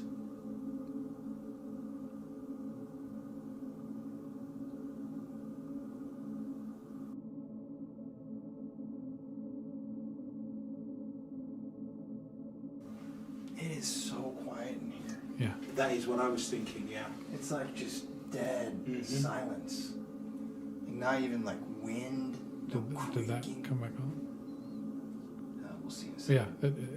The battery pack's not glowing though. Is it supposed to? Yeah. Don't you see lights on the top? Nope. Really? Oh, you're kidding me. No. Okay, so There we go. there you go. There, now it's What on. the hell? Well, Yeah, I don't know why. Sometimes we have those weird battery issues. You do get a lot of power drain. You know, just, yeah, of course, That yeah. was weird.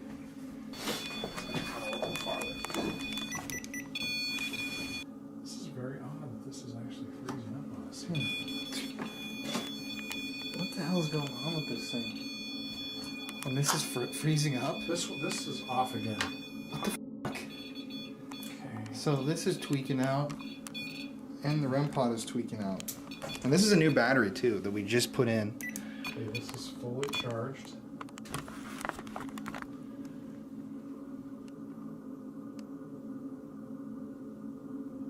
William, if you're here. And again, I don't know what's happening.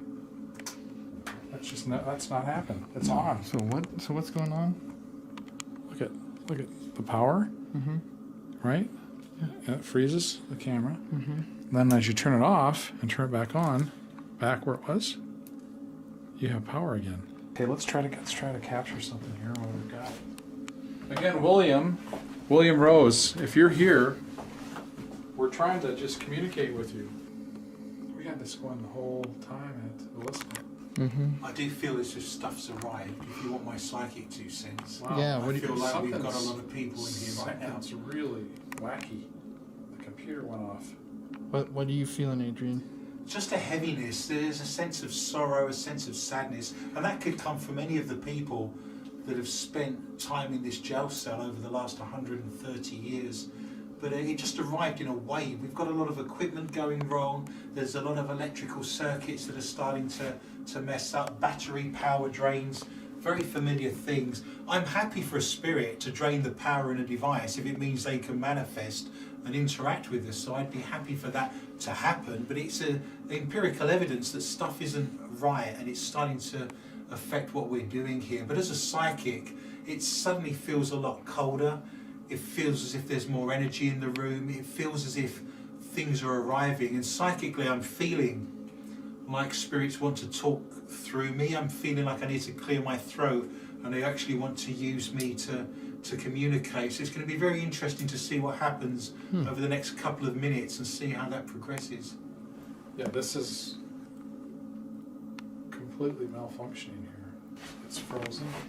This battery has just been drained. The REM pod was just tweaking out, but then all of a sudden, when Adrian started to feel like something came in and the SLS. the SLS isn't working, the REM pod is silent. It's almost as if something came in through the door and is in here now. Yes. And I don't know if we had a temperature baseline reading to start with, but I would suggest, and again it's night time, you're going to get cooler buildings as the evening progresses, but now it feels bitterly cold. There was a definitely marked difference in temperature from when we first started just 10 minutes ago to the point we're at now, almost a 5-10 degree drop in temperature, very chilly. I wouldn't be surprised at some point if you couldn't see my breath, and it certainly wasn't in that place when we started. Yeah, so if there's anybody in this building somewhere attached to the land, you can use my energy. You can use the energy from the devices, the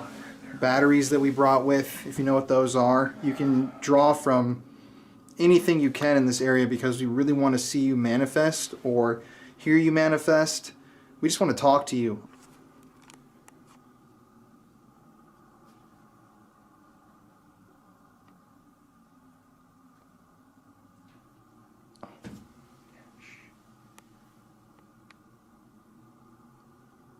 Could you do something like that again if that was you?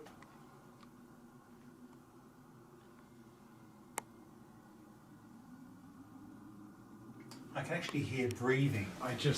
There's someone breathing in my ear, so I don't know if you heard that as well. Exactly. Yeah. Which just doesn't happen very often. That's a rare occurrence. It's not something I've experienced too often in my career. Jeff, at the same time we looked at each other, I can hear breathing in my ear, and it's given me goosebumps. You know, sat in the dark in a jail cell, perhaps the last thing you want is someone breathing in your ear. But for Jeff to have that experience at the same time as me corroborates that evidence. But that was very, very strange. Yeah, I had that in my left ear. Really? And for me, it was like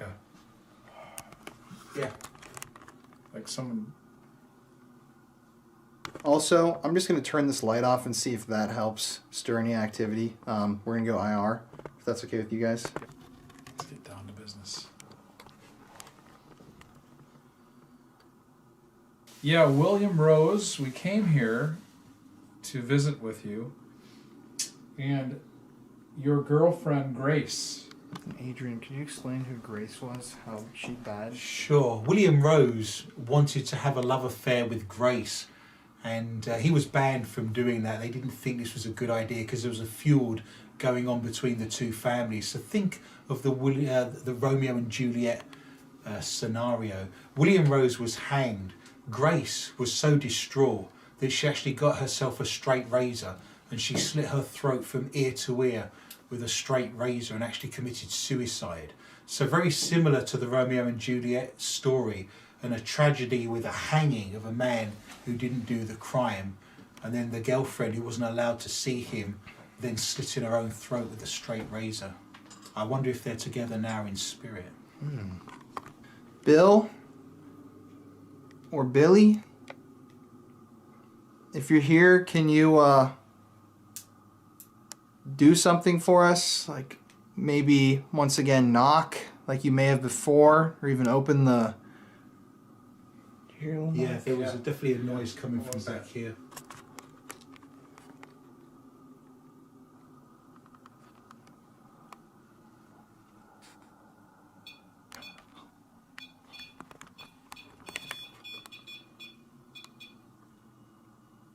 Thank you. Are you? Did you just walk into the room?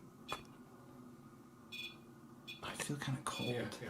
Do you feel that? I was feeling some energy stuff. Mm-hmm. I feel like cold. Billy, is that you? Keep lighting that up, please.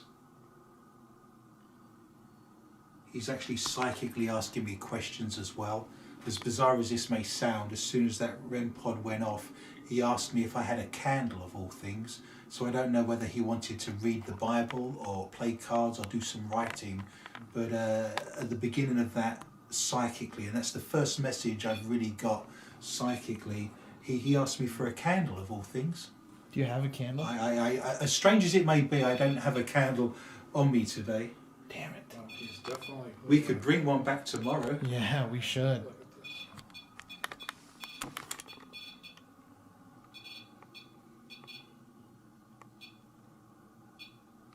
I think he likes that idea.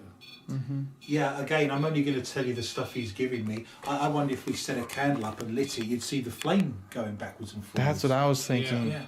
Do you like the idea of a candle? Could you keep doing what you're doing if you want us to bring a candle in?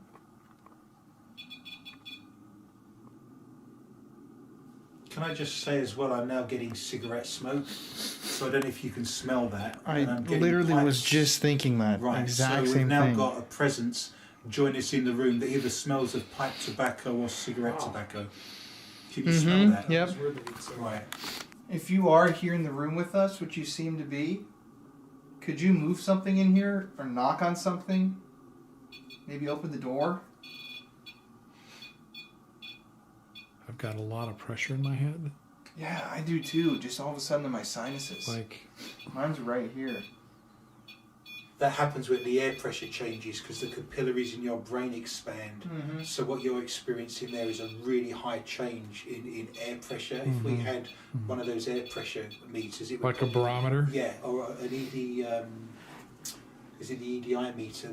There's a big EDI. change. There's a big change in air pressure right now. Is what you're picking up. I feel like a lot of stress. Billy, I kind of feel like I'm feeling him in here, you know, as far as being sick, like dread. Can you give us another different sign other than the light? A knock or some more breaths?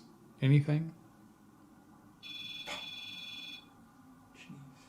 Also, can- I feel like it just got so much Oh, colder. I got cold again too. Like my toes are freezing now. And I definitely think that's pipe tobacco now. Having thought about that, I can smell it again. Yeah, I just feel like myself really ill. When that light lights up on that door, it looks like a haunted house attraction or something. Like an electric chair. Yeah. It's kind of interesting, like that was silent, you know? Look at that thing just stopped too. I can still smell smoke though. That's crazy. That's a lot of pipe smoke. You can taste it in your mouth. It's here. I can smell it on my fingers. Yeah. You know what? It's like almost like I was holding a cigarette or a cigar. Smoke gets me really. I lose my breath, and that's the feeling I've got. Like someone smoking a cigarette, and I get that whiff. Is that you, Billy, smoking? Did you smoke, Billy? Did they let you smoke in here?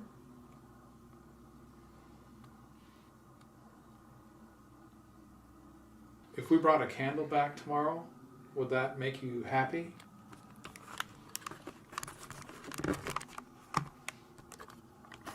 Could you bring Grace with you? The coldness that's just come through this room on the back of that statement, you know, it is measurable.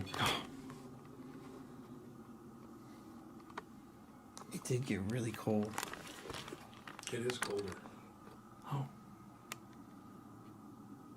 There's still a lot of heaviness in here, though. He's aware in the past of how we've spoken on the ghost box. He's almost telling me that he wants to talk, but we need the device to do it. So Okay. I would recommend you run a ghost box, and I suspect he'll tell you his name and who he is, because he's aware, even though he died in the 1890s, he's fully aware of the equipment we're using.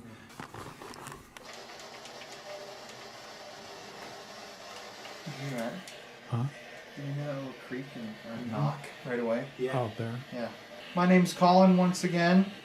I just want to ask you, before we start this, do you prefer William or Bill?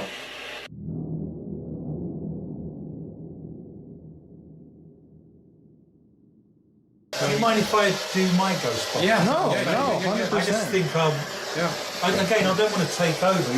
No. You've been here, so you might elicit more for us, Could right? you shine a light on me, please? Okay, so Adrian is going to do a spirit box. This is his device that he brought. Have you had it here in this building before? Yeah, this is a device I've used many times in this jail cell, and I've got really good responses. So you stick with the equipment that works, and I have had conversations in the past with him, so I am hopeful that he's going to come through and give me some responses. The only thing I'm going to add is not more than 50 yards from here is the biggest radio aerial you have ever seen. It's 200 foot high, and they play country and western music. So during the scanning, we're going to have a lot of bleed through of country music. But if we can look for the gaps in between, I'm sure we'll get some good responses. William, can you tell me, do you prefer to be called William or Bill? Could you shout that out first, please? And we finally uncovered the truth. It was actually And that would be the country and western station. I just thought that said Adrian, so I'm going to ask, do you remember me being here, yes or no? Well, somebody said no, so we may be getting a new spirit come through that I've not engaged with before. Could you tell me what your name is, please, nice and loudly? Did that say Billy? Yeah. That just said Billy. So again, we did ask. Whoa, that's crazy. Billy, do you remember talking to me here in the past, yes or no? Yes. Yes. So he remembers talking to me. Then it did in the old days. And again, the dangers of doing a paranormal investigation next to a country and western station. We'll find out at some point during tonight that his wife has left him, his dog's died, and his car's broken. Billy, do you like Jason Aldean? William, Billy, can you shout out yes or no? Is Grace with you in spirit? I now want Grace to come through. I'd like to reaffirm that by getting a female voice. Billy, she actually shouted out his name. That was a So female that's voice. her Yeah, it pet was a name female. for him. You've got a female calling her boyfriend Billy by his pet name. I gotta add too, I am so cold over here. Maybe Like, really cold. maybe you want to come and try a new position. No, I'm saying it just got I know. cold. I know. I keep feeling like there's something over here. Like, you probably can't hear it because of the Right. device, but I keep hearing little, like, kind of like things like that coming from this room. I almost wonder if the jailer in spirit is here as well and doesn't like us interacting, because if you think about a job like a soldier, a police officer, a jailer, it's their job and their raison d'etre to stay there and to stop the prisoner escaping and to make sure no one comes in and out. So if you have a duty to a job, you tend to find that lots of forts, for example, still have soldiers in spirit on duty because they want to do that job. And wouldn't that be the same for the jailer, perhaps, who's back there, maybe a little bit unhappy that we're in the jail cell talking to a prisoner that's about to be hanged in the morning? So we may account for some of the movements, some of the noise back there due to those interactions of the spirits. William, could you shout out the name of the person you think murdered Moses Lufkin? That actually shouted out Jeff, so I'd be interested to know if there's a spirit with us that Jeff has brought with him.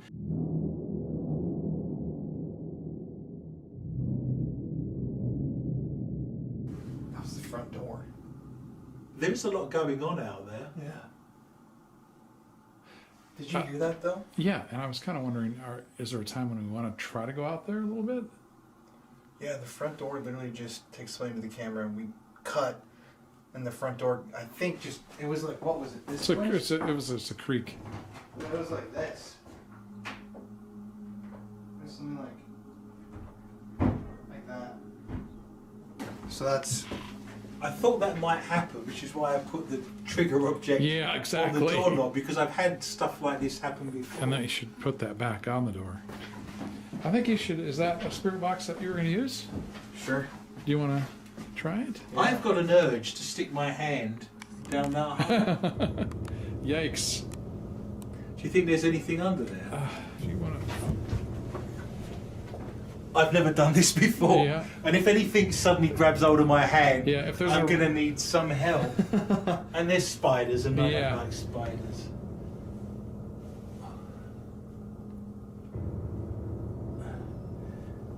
There is stuff down here. Really? What? It's a candle. No. No. Freaking way. No. Are you kidding? Part of a book. What? I don't want to go too far because it is nasty under here. I mean, you're a young lad. You can roll your Yeah. sleeves up. Oh I'm my old. I God. shouldn't be doing this. Jesus. Do we have a lighter? Oh my god, we need a lighter now. By the way, Yes. what are the chances? Of a candle. What? We gotta find a lighter. I've got one in the car. I have a lighter in the car. Do you have a lighter? Yeah, I can get one. What me is that turn this paper? off. What is that? What would this be from? There might be a note someone's hidden. Oh, this thing is like crusted with dirt. It's been burned already. You see Let that? me see. Look at it. It's already been burned. Do you think there's anything else under there? I wasn't going to go too far, but you can roll your sleeves up and get stuck in. Would you like me to go and get a lighter? Yes. Yeah. 100%. Yeah. Well, at least it shows psychically I know what I'm doing, right? Yeah. Jesus. What in the hell? Okay. You want to give me a light over here? Okay, guys. Well, I'm gonna stick my hand in this creepy hole. What the hell? What the? F- I don't know if I can go too far in there, man. What's under there? I don't know.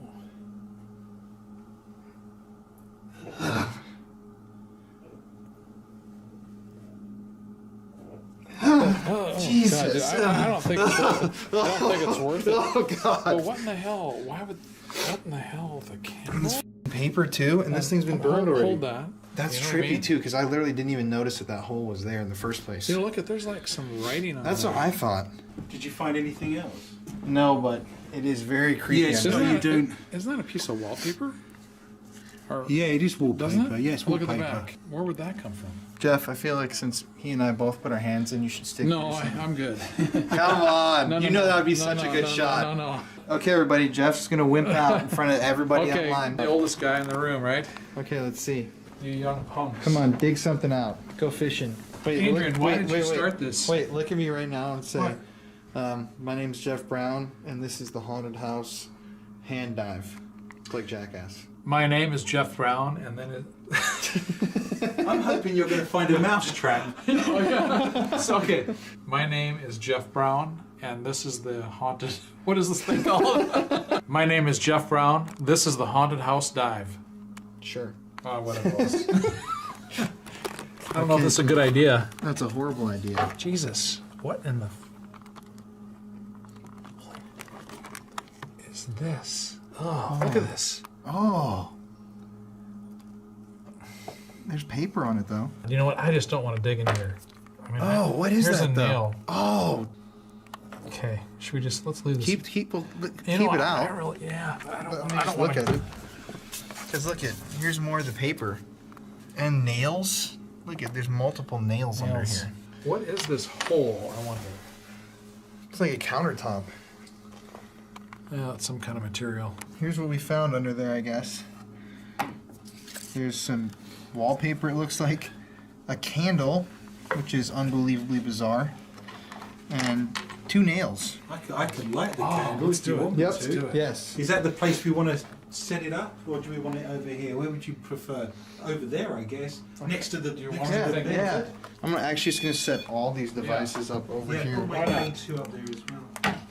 At the beginning of the investigation, Adrian felt like got the word candle. This was like an hour ago. And randomly decided to look in this. I don't know if you can see this.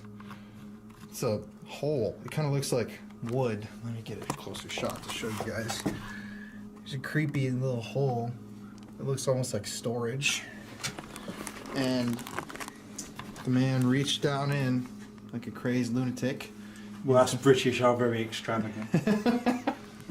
And he literally found some wallpaper and a candle. I'm gonna have Adrian light the candle, and then I'm gonna go lights out on the. Should we sing Happy Birthday first? Yeah. I'm gonna have Adrian light the candle, and then I'm gonna go lights out on the.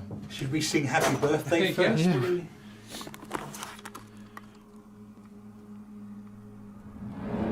Okay. That candle may not have been lit for 130 years. We've no idea how long it's been down there for. And he was asking for a candle, but we've just created our own trigger object. So the best thing to do now is to sit and watch the candle and ask if the spirit is going to interact perhaps with the flame. It's very kind of Victorian seance, and there's a full moon tonight. Ooh. There's an owl tweeting and hooting in the background. So this is the place. Did you just hear that? Yeah. That was an owl? That was an owl, Yeah, absolutely, yeah. It's very Edgar Allan Poe at the moment. Yeah. So An owl. we'll go with this and we'll see what happens. If this is Billy in here with us. See, there's not a breath of wind in here. Did you hear that? Yeah. There's a... Who's that coyote? Is that a coyote? Yeah. Here right now, the coyotes just start to howl right as we light this candle. And then I think ask questions and see. It's like a Victorian seance now, right? We did that, yeah. Oh, Jesus. Okay, Billy, we've got this candle burning now for you. We found a candle. I think it was there by you, probably. Can you make the candle, the flame, flicker?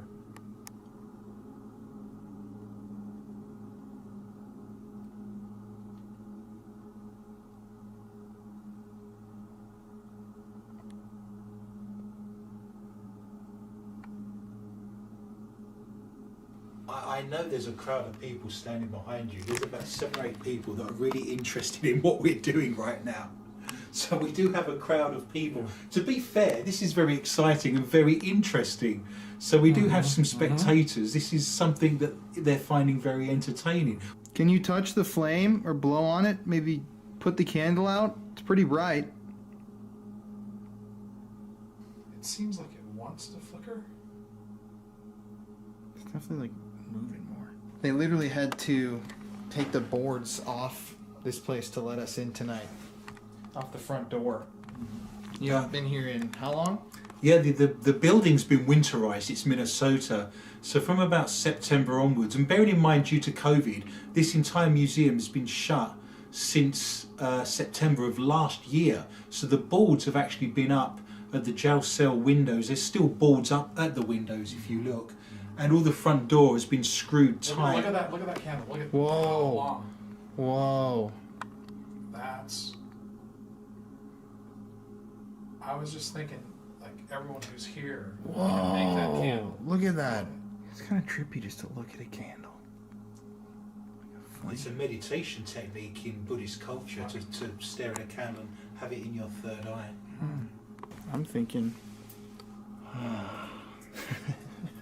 I didn't think an hour ago we'd be sat here looking at a candle. No, we were literally like, does anybody have a candle? We're like, nope. I was thinking tomorrow morning someone would be in Walmart in town buying candles, but apparently we now have a candle. And by the way, you can now see how cold it is because you can now see my breath.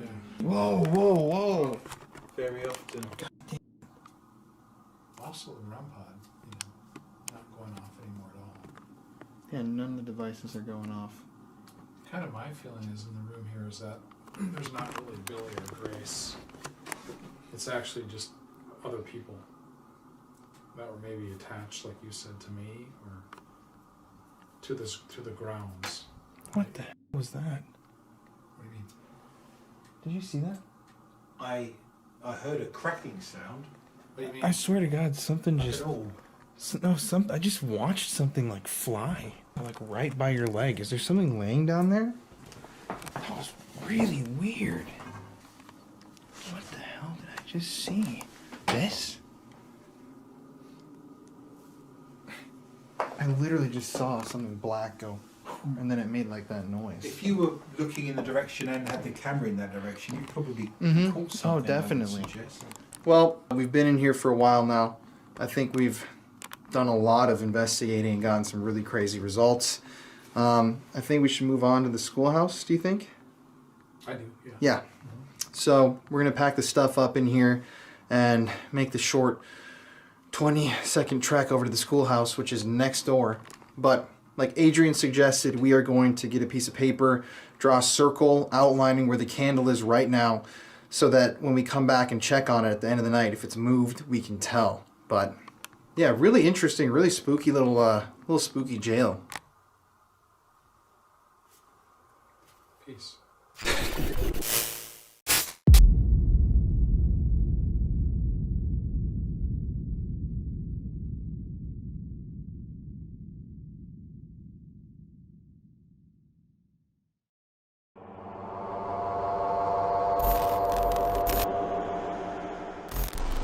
I'm feeling this very weird, just like these just black shadow kids just sitting at the desks. I can just kind of feel almost like they're just sitting staring at me. I've seen some things tonight on our investigation that I've not seen in 25 years anywhere in the world. All haunted places have a story to tell. It can be tragic, it can be scary, and it can be very dangerous. This is Colin Browen, and these are the Paranormal Files.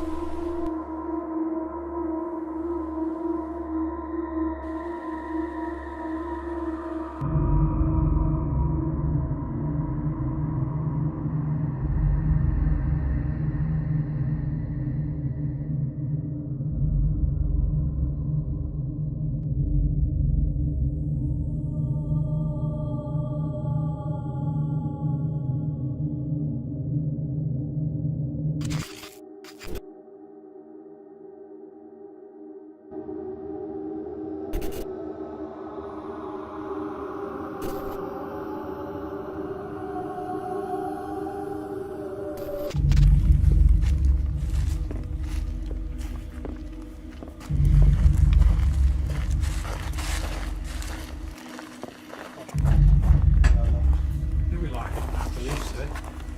Unless it's me. I don't think I locked it. It feels locked. You know what? I swore. You're like, don't lock it. No, you didn't lock it. No. I think I specifically said to you, we don't need to lock it. No, No, I and I watched him telling you not that lock I it. didn't lock it because I just closed it. What?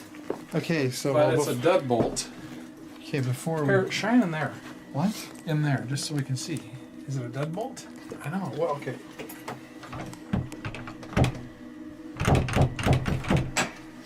Let me just explain to the camera. We came in here before we started filming. Jeff was gonna lock the door with the key, but Adrian said specifically, do not lock the door because we don't need to. I agreed, and I remember watching Jeff not lock the door. We come back an hour and a half later, and the door is somehow locked. Isn't that kind of weird? And we have the only key. There is only Yeah. one key, and we Yeah. got it from the curator of the museum.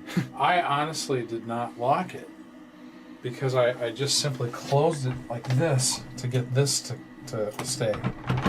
And do this. Should we try it? Mm-hmm. Okay. Oh, okay. It was just... Okay, oh well. I'm hoping that once we're inside, we'll actually be able to get out again. Yeah, I know. Because there's a very limited cell phone signal, and we can spend the next 2 weeks in there, and we'll probably end up eating one another. Yes. And you know what? I don't know about you, but I don't like the taste of British steak. Again, it's still on there. British Hey, steak. I'm 10 years older than you.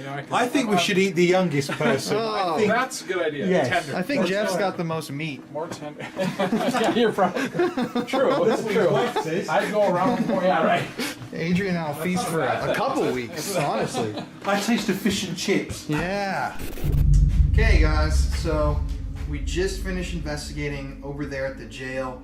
We're over next door at the old schoolhouse. This place has a lot of history. I'm going to throw it to Adrian in a second so that he can explain what he's captured here before and experienced and a little bit of the history behind the building. But before we get started, Jeff, hats? Yes. Okay, we got it.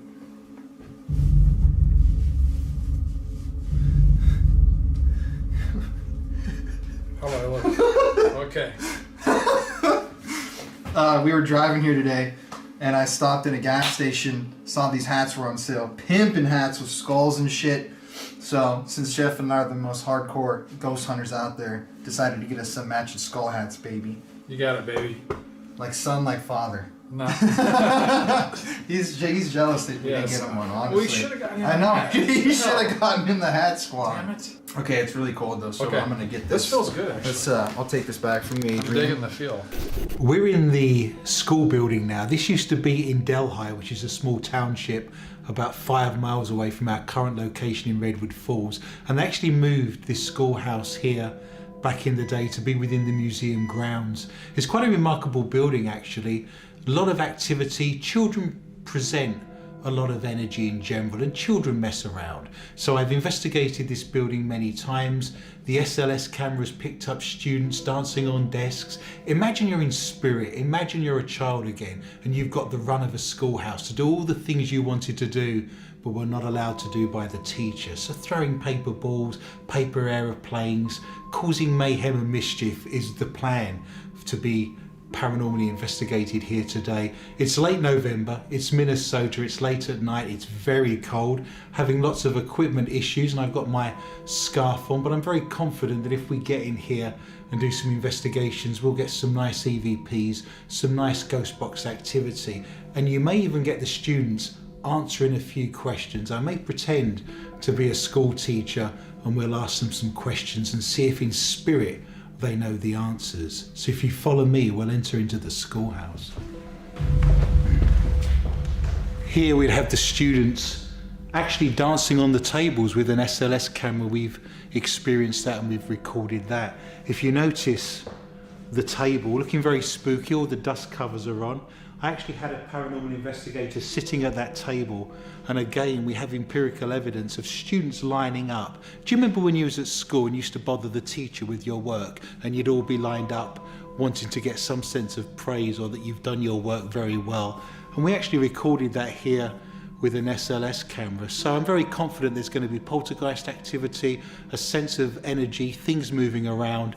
It's bitterly cold, but I am very enthusiastic and I feel like we'll get some good evidence. This is the schoolhouse that was originally in Delhi, which is a small township just up the road here, 5 miles away from Redwood Falls. They brought, like a pioneer village, all of the buildings into one location. So the jail cell is next door, the museum is currently behind us. One of the interesting facts about this school building is that Richard Sears, who was the founder of the Sears and Roebuck Company, actually came from Redwood Falls and was a station master here. But his sister, Eva Sears, was a school teacher in this building. So it might be interesting to see if not only the students come through, but we could get the teacher as well. And to get Eva Sears would be an amazing accomplishment, considering she was the sister of Richard Sears, who founded the Sears Company. To my knowledge, there's not been any deaths associated with this building, but that's not to say the spirits might not come through and tell us that information. One of the things I do as a historian is that we don't know everything. We weren't there, we don't have a time machine. So the spirits may come through and actually tell us if there was any mysterious deaths or anything untoward that happened in this building. We may leave it up to them to give us the information this time. You ready, Hat Man? I'm ready. How about Let you? me see that thing. Put it Hey, down you a picked little it out, man. bit. Dude, that's badass. Yeah, whatever. That needs to be a tattoo. That's his first tattoo. Yeah, That's it. Where this should- should be your first Where should I hat. put it? The Face. tramp stamps. Oh, Yeah. tramp stamp. I like that. When you're giving me a wedgie, You can see, you can see the skull and the wings either side, can't you? Yep. you're wedging me, you go, hey, this is nice. Ooh, that's kind of disturbing. I'm thinking that now we're in the schoolhouse, it's talk of pants, wedgies, all kinds of Tramp misbehaviour. You know, we're regressing back to our childhood and silliness and Energy's shenanigans. affecting us instantly. Yes, okay. Okay, Well, buddy. let's get going. Well, so we've got a multitude of different devices here. Adrian's got his that he's going to set up. We've got a K2 meter. We've got the REM pod. We've got just a regular EMF meter, and these 2 cat toys that, based on movement, illuminate. So we're going to set these up on the school desks. Adrian, you've got, I've got a fishing bobble, which makes a great trigger object. They're very light, they're very cheap. You can leave them on door frames, door handles, all around the place, and if they fall off, they bounce around the floor like you just heard. And it gives us an indication of perhaps spirit activity when we're not in the room or not looking at a particular area. He's going to set those up over there. I've set the REM pod up. I'm going to put the EMF meter over here. Put one of these little cat balls right there. I'll go back here with this K2. And then, God, my toes are frozen solid. your hat looks good though. Thank you. Okay, to any of the children who are here in the old schoolhouse, if your energy is here, we're not here to hurt you, we're not here to harm you, we just want to talk to you. Feel free to play, feel free to run around, knock stuff over. The classroom is yours right now. Is there anybody here with us, or any of you children here for school?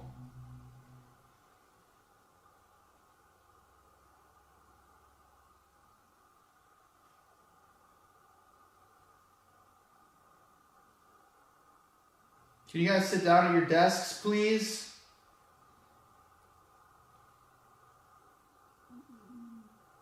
We're your 3 teachers. Mr. Adrian, Mr. Colin, and Dr. Brown over here. Oh, thank you. I'm gonna give the optometrist a little shout out. Dr. Brown, you got anything to say to your students? Sit down and shut up. No, we're actually got to get serious here. We got to get you guys talking to us. So we're just here. Adrian, do you go doctor? Is it? Yes, You're a doctor. Aren't you? Oh, shit. Yeah. that is true. You got to give Dr. Adrian. And I was actually a school teacher in Europe Yeah. for about 15 years. I taught 11 to 18-year-olds, and I still have the scars to prove it. So I'm used to talking to a large group of students like this. That was my career for many years. And I just want to say to everyone in the room that we're going to have some fun today. Hopefully we'll learn a few things, and if there's anything you want to say to us, feel free to do so, and we'll have some fun with it, and hopefully hang out with you guys and get some evidence caught on camera.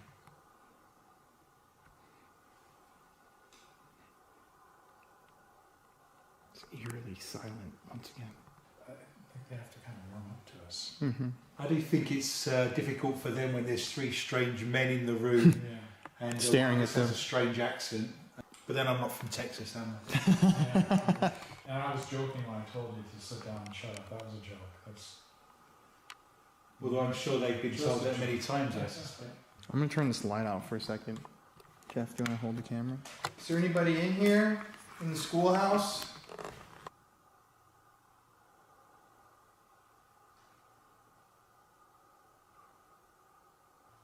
Can you knock if you're in here like this? Psychically, I do feel like there's students in here, and very oddly, I feel like they're standing with us at the moment. It may be an idea that they can be told to sit down, but because we're standing, I get the impression psychically that they're standing as well and almost mirroring what we're doing. So I'm going to present to you now and say that you are allowed to sit down. So how about we have you sitting down at your desks, and we'll start our lessons today with you sitting down. I know there's no imperial evidence to back that up, but I do feel like they have sat down. I'm feeling this very weird, just, I don't know, almost like I'm seeing it visually. Like these just black shadow kids just sitting at the desks. Not like it's creepy, but I can just kind of feel almost like they're just sitting staring at me. Do you have a device past the REM pod in between those two green lights? Is there anything sat there at all? See that last row? You've got a green light in the front, a green light at the back. Is there anything in the middle? There's a little Is that a motion device. ball? But it's not illuminating. No. I'm seeing all kinds of activity. Did you see Wait, what was that? What is that? You're seeing now. Okay. I just saw No, green there's a light. light. Yeah. There's a light. In between. Yeah. Yeah. What the- I'm That's seeing. why I'm asking you if you've got a device. What was that? Okay, I saw a little light in the like the triangle, if you will, the two greens and the red. Right. A Yes, little that's green. the spot. Yeah. A light, a little tiny. I literally just saw a green Yes. bulb. I've light seen over that there. 2 or 3 times, and that's why I'm asking if there's a device there. No. There's definitely some I don't energy. think so. What would that be? That would be an orb. That's insane. But that's an orb seen with the naked eye. That's Yeah. not a flash going No. off, or it's literally behind the red light on that seat. Oh, I just saw it again. I just saw it again. What the heck? Jeff, give me the camera. Yeah, here, Come on. grab. Where are you? I can't I've see you. never experienced something like that. It's dotting around the room. There's green Yes. lights flashing. Uh-huh.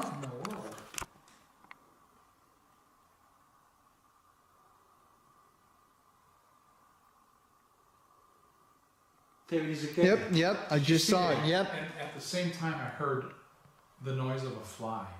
I know it sounds odd, but I heard like a fly. Really? And it's a dark green. It's not like the greens we've already got out there. It's a dark green. Mm-hmm. And it's moved around. If I had to tell you where it was right now, it's on the seat on the desk with the REM pod. Very, very rarely do you see energy with your own eyes. I've never. Well, I mean, I have, but. You can make those devices go off. We have our permission. Oh, I just saw it again up there. There we go. There it is. Where? I saw it up on the right. That is a. That again, That was a big orb. it's It's an orb. fizzing around like It's tracer bullets. Yeah. It's like a golf ball for me. Yeah. I have not seen orbs as good as that for a very long time. I've not seen an orb like that. Like that. I just saw one zip. It shows you how much energy is in this room, because it takes a lot of effort. And again, right next to me. Oh, right there, right there. Literally. What is going on? I wonder if we can capture that. Yeah, I highly doubt that's going to be on the camera. This is like tripping me out. It's crazy. I've got goosebumps. Yeah, me Yeah, too. here it Right there on the chalkboard. Kind of have a different feel again. That is mad. I've seen some things tonight on our investigation that I've not seen in 25 years anywhere in the world. That is quite unique to see that ping-ponging around like a tracer bullet. All Yeah. 3 of us seeing those lights. You know, I saw a small light first, a tiny one, and now I'm seeing, like this last one was a large golf ball. I think we should have Adrian sit in this chair up here and talk. Yeah, if you're a To the teacher, students. Adrian, Yeah. Dr. Adrian. Hello students, my name's Mr. Lee. Obviously I'm from London originally and I have an English accent. I'm here to teach you a lesson at the moment, so if you'd like to pay attention, stop chewing gum, and you can take your coats off as well, and we'll have a little bit of fun with this today. Perhaps you could move some of the objects around that we've placed on the desks. Perhaps you could thump the tables, make some noise. I'm actually giving you permission to dance on the tables, and most of your teachers probably wouldn't allow that.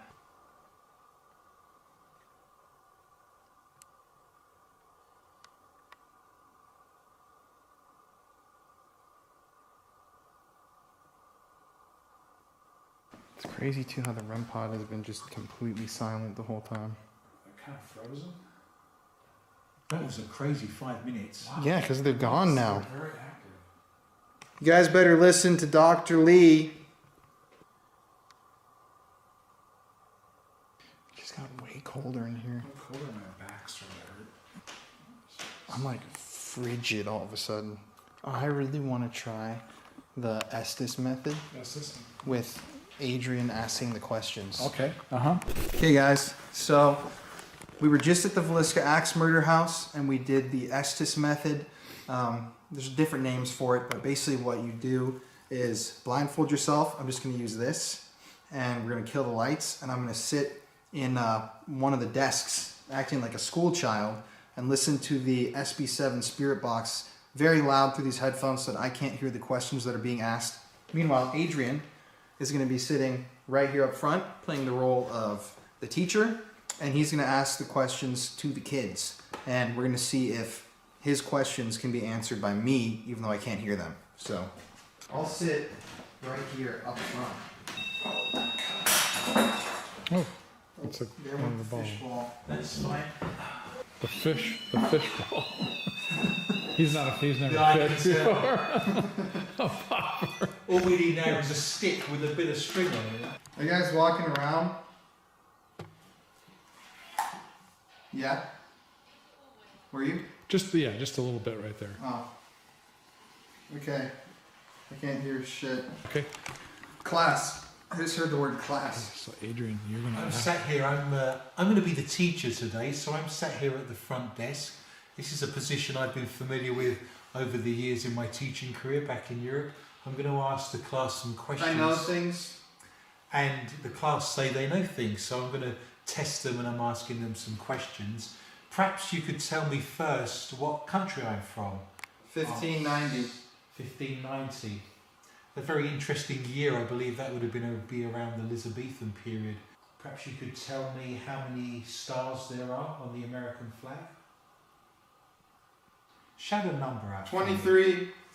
23 stars on the American flag would have been a very, very long time ago, I suspect. That may have been around Airport. the turn of the last century. What about if we focused on a little bit of maths, perhaps? I could ask some maths questions. We'll That's gotta go. Can't chase it anymore. start very simply. Could you tell me what 2 and 2 is? What's 2 plus 2? What's the sum of 2 plus 2? Who can tell me? 7. Well, you need to think a little bit more about that. Grasshopper. I see that the American education system isn't letting us down here. I don't know if you guys are walking around, but I feel footsteps over here, specifically right here. Invisible. And you can tell, of course, from the camera that we're not walking around. I'm sat in the chair. What's the name of your teacher at the moment? What was your teacher's name? Mrs. what? I feel more footsteps right here, or movement if you're walking. Seriously. Don't get close, because you're going to scare me.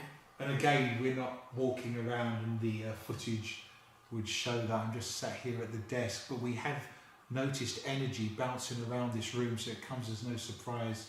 Candy. I don't have any candy to offer you. Do you have Oh my any? god, I'm so cold too all of a sudden, right here. Perhaps you could tell me your name. What's your name? Dad's gone. So you don't have a father. Did he go to war perhaps, or is he dead? You're pretty brave. Yes, there's not many people who sit in front of a room full of kids. I wouldn't disagree with you. How many students are in this room right now? How many students are here in this lesson? 18. So there's 18 students in this room right now. I'm not sure we have enough desks, I'll have to count them up. Do you like maths? What's your favourite subject at school? What's the subject you prefer doing the most? Wheel. I used to be Just finish it. I used to- 18. 18. So there's definitely 18 students in here. What's your favourite subject? I used to be an art teacher. 15. 15, so we've lost 3. 15 would make more sense based on the number of tables that are available. There's 19 seats. Was there 18? How many? In his freezer. Are you touching me, Jeff? No, we're not. Stop. What's your favourite subject at school? Tell me your favourite subject. Trouble. Were you in trouble quite a lot? Got in trouble, I think. Yeah? What did you do?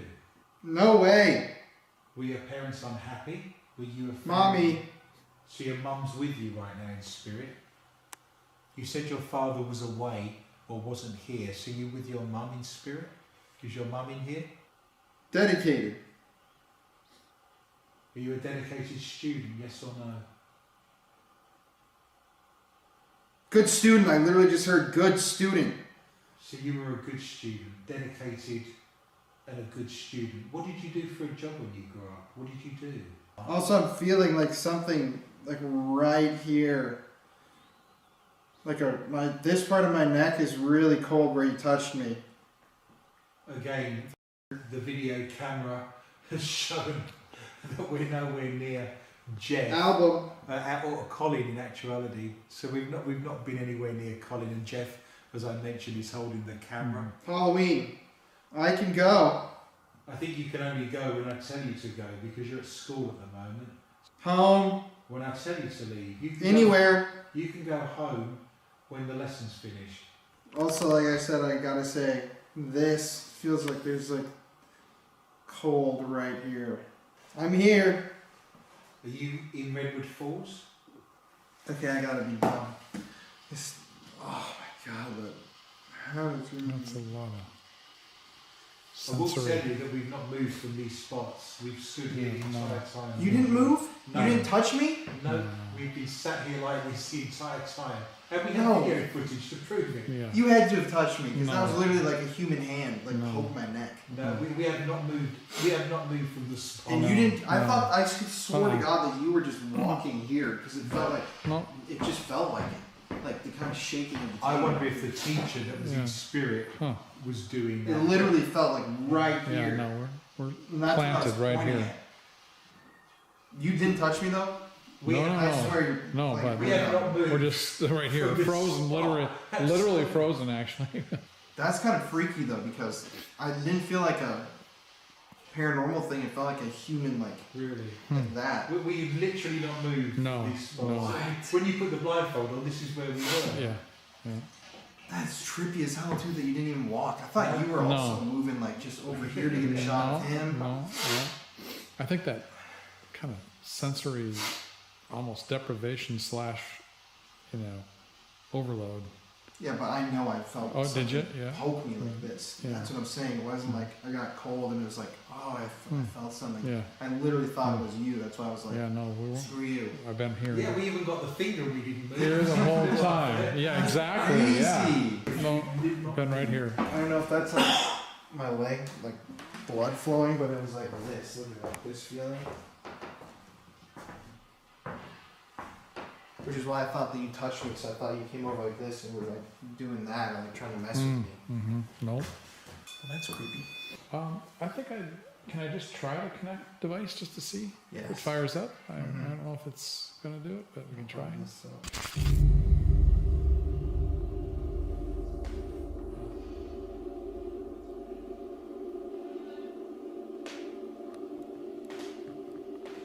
Oh, look at that. Not working? Look at it, just the battery just drained. It just goes. Just I don't know. That's the weirdest. I don't get it. I don't get it. We have no image. And we have some power. I say we just give it up. I don't know. We can get it. We can come back tomorrow night. I just don't. but feeling like, why doesn't it just like come on? It's crazy. None of the devices have hit once. That's right. You know. When you consider what was happening in the jail cell, it's a completely different vibe. Exciting and different things happening. It's remarkable that two locations just a few yards apart can deliver such different paranormal activity in terms of evidence. Very different vibe in here. Yeah, I just. I would record if you're doing it in case it has moved in it. Oh yeah. Film, right? So we're just. You can see my breath. That's how cold it is right now. We're just coming out of for the first time, schoolhouse. We just saw Adrian. Nobody's been inside of the jail. This is gonna be our final piece for the night. Okay, should we go check? What's your guess? You think it moved? I'm gonna say yes. Really? A little bit. I think a little. Adrian, what do you think? My worst fear would be that we're dealing with spirits here from the 1880s, and there's a lot of energy over the years that would have just disappeared. That requires a lot of energy to move that candle, so I will be pleasantly surprised, but I'm going to be a pessimistic Englishman and say it's not moved. You know, sorry, Jeffrey. Okay. I'm gonna also join the man, camp and say, no, it hasn't moved. Because it's only been an hour. But we were the last people to...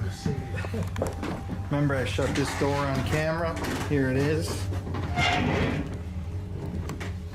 No way! Oh, look! What? Guys. No! Okay. No!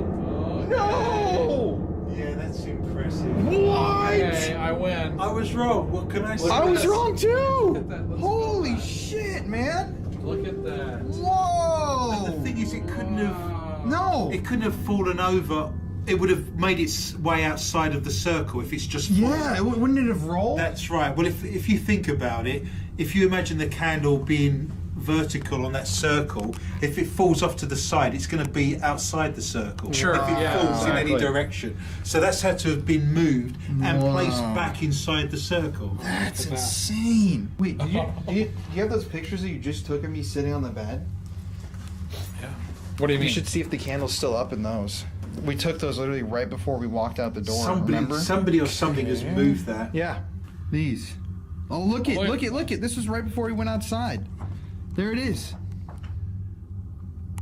Wow. Where's the pen? Where's the pen located? Yeah, right. I would take a photo. Look at the white. Wow. It's right there too. So that wasn't anything to do with it either. No, we literally took those and then left. That's crazy. Yeah, that was it. That's when you closed the door. Yeah, look it. See, I shut the door right there, and then we took those pictures, and then we It's a walked good idea, out. right?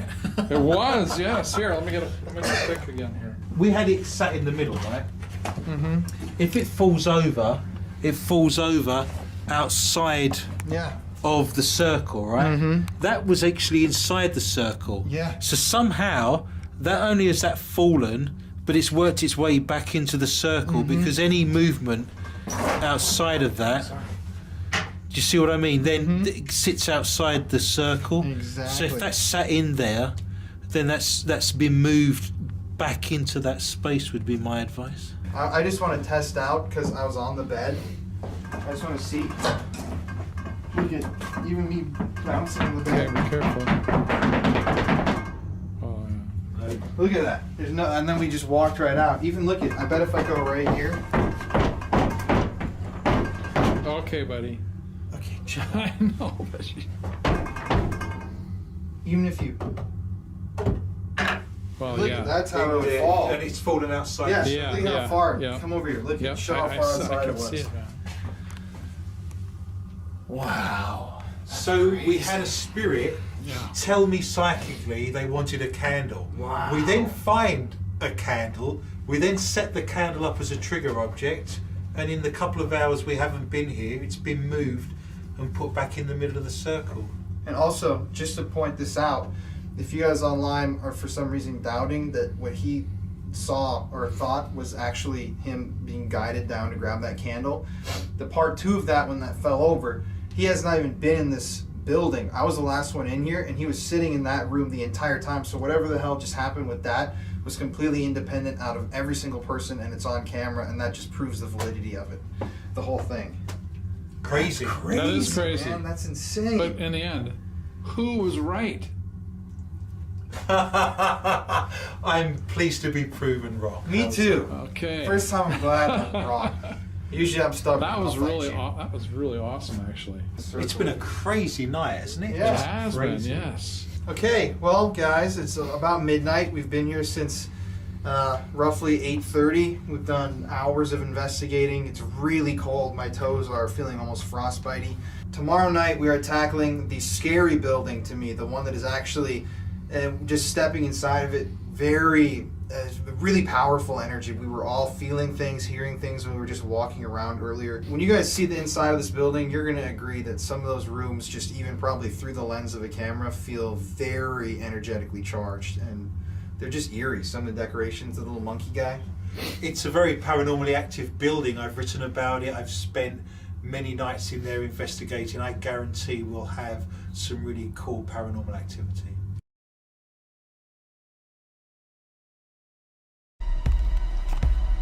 Oh, the lights are on, dude. Okay, bro, get the out. Bro, keeper, get out.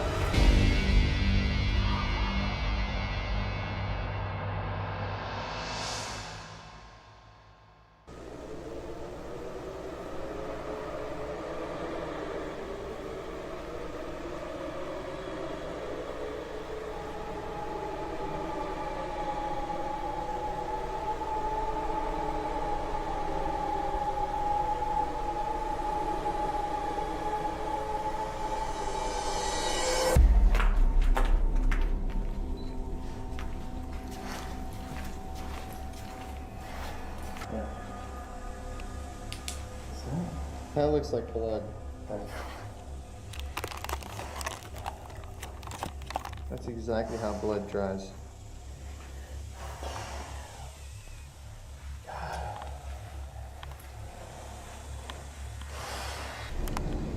I can't believe this is blood, dude. Should we use my UV flashlight on it?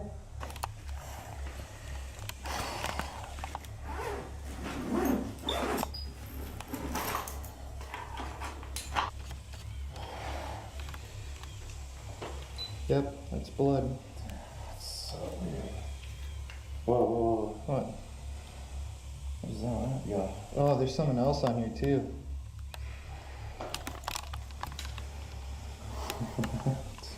Step over for a sec. What is this, dude?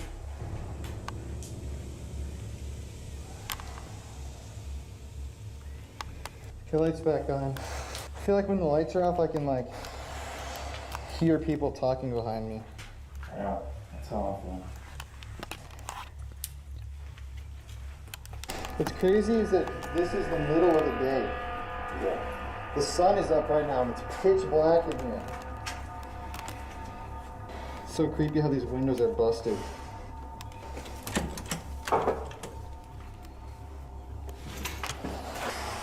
Just one to life. Time for the creepiest part. Don't go past the light.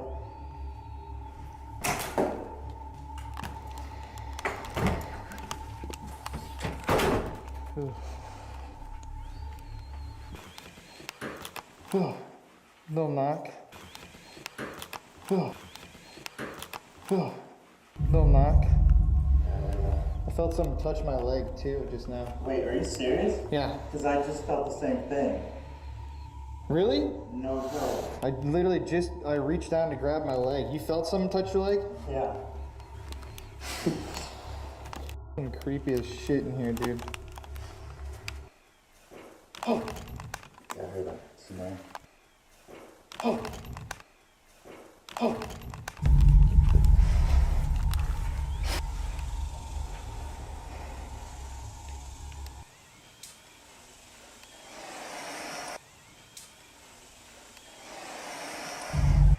Is there anybody down at the end of this wing?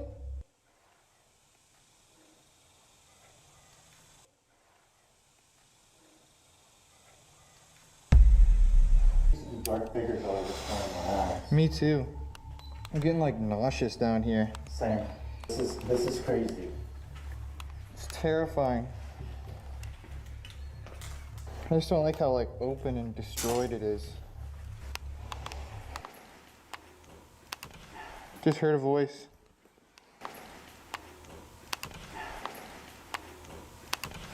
Did you hear that?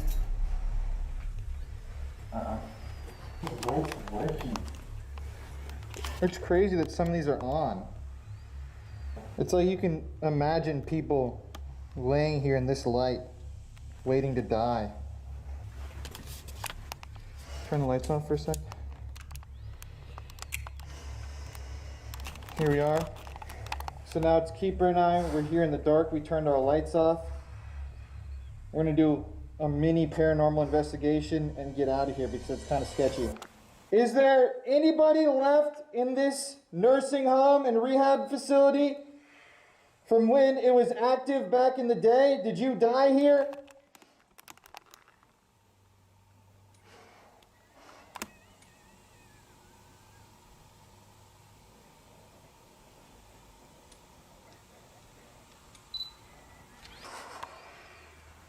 How about the nurses? Did they abuse you?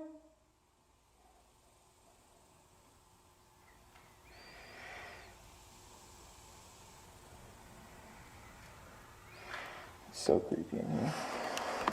Keep hearing talking. Me too. We want to help you move into the light, so please let us.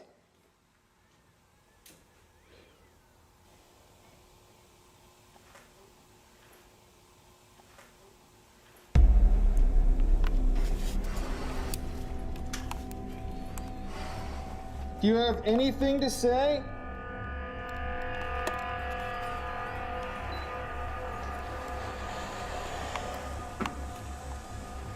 Oh.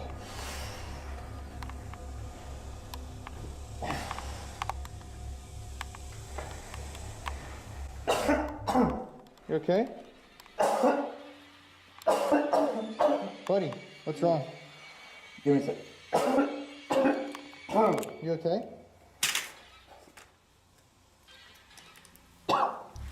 Mold? Mold? No.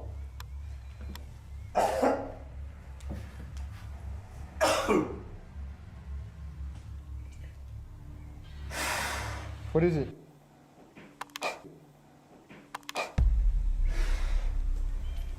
I think we should get out of here, bro. I think there's too much mold. It's not that. It's not the mold. Oh, dude, let me see you. What? Open your eyes up. Sorry, it's bright. Here, let me turn it down. Open your eyes all the way. Bro, your eyes are so bloodshot. Are they normally like that? No, I mean, not even when it's moldy. We need to get out of here, dude. There's some weird bad energy all of a sudden.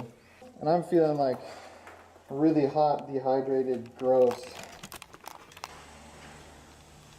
This is what I felt right here, right here. Do it on yourself. So it's like right here, just pushing, like. You alright?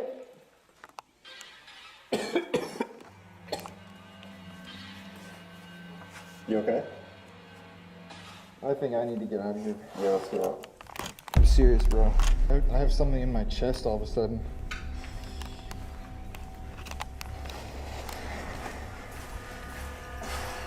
You have that chest feeling? Yep. That's what I have. It's like, I have like pressure in my eyes right now. Like it's like pushing my eyes in.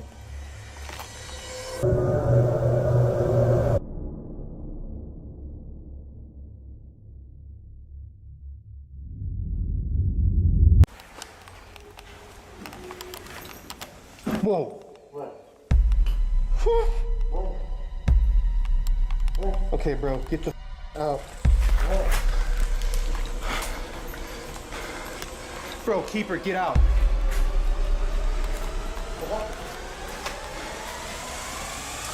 What happened? What the hell happened? Okay, let's put our stuff away.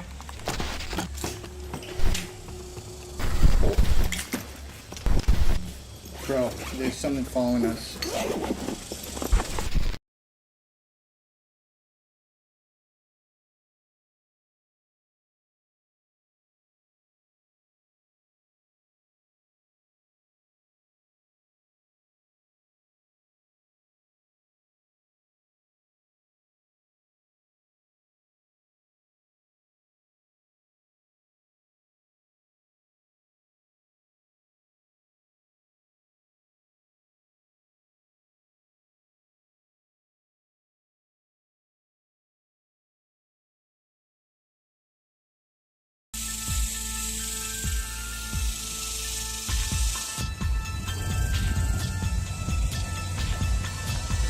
We just left. What are your thoughts on that, buddy? Weird, creepy. That's how I thought.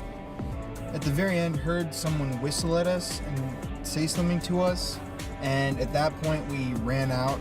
So yeah, that was really creepy.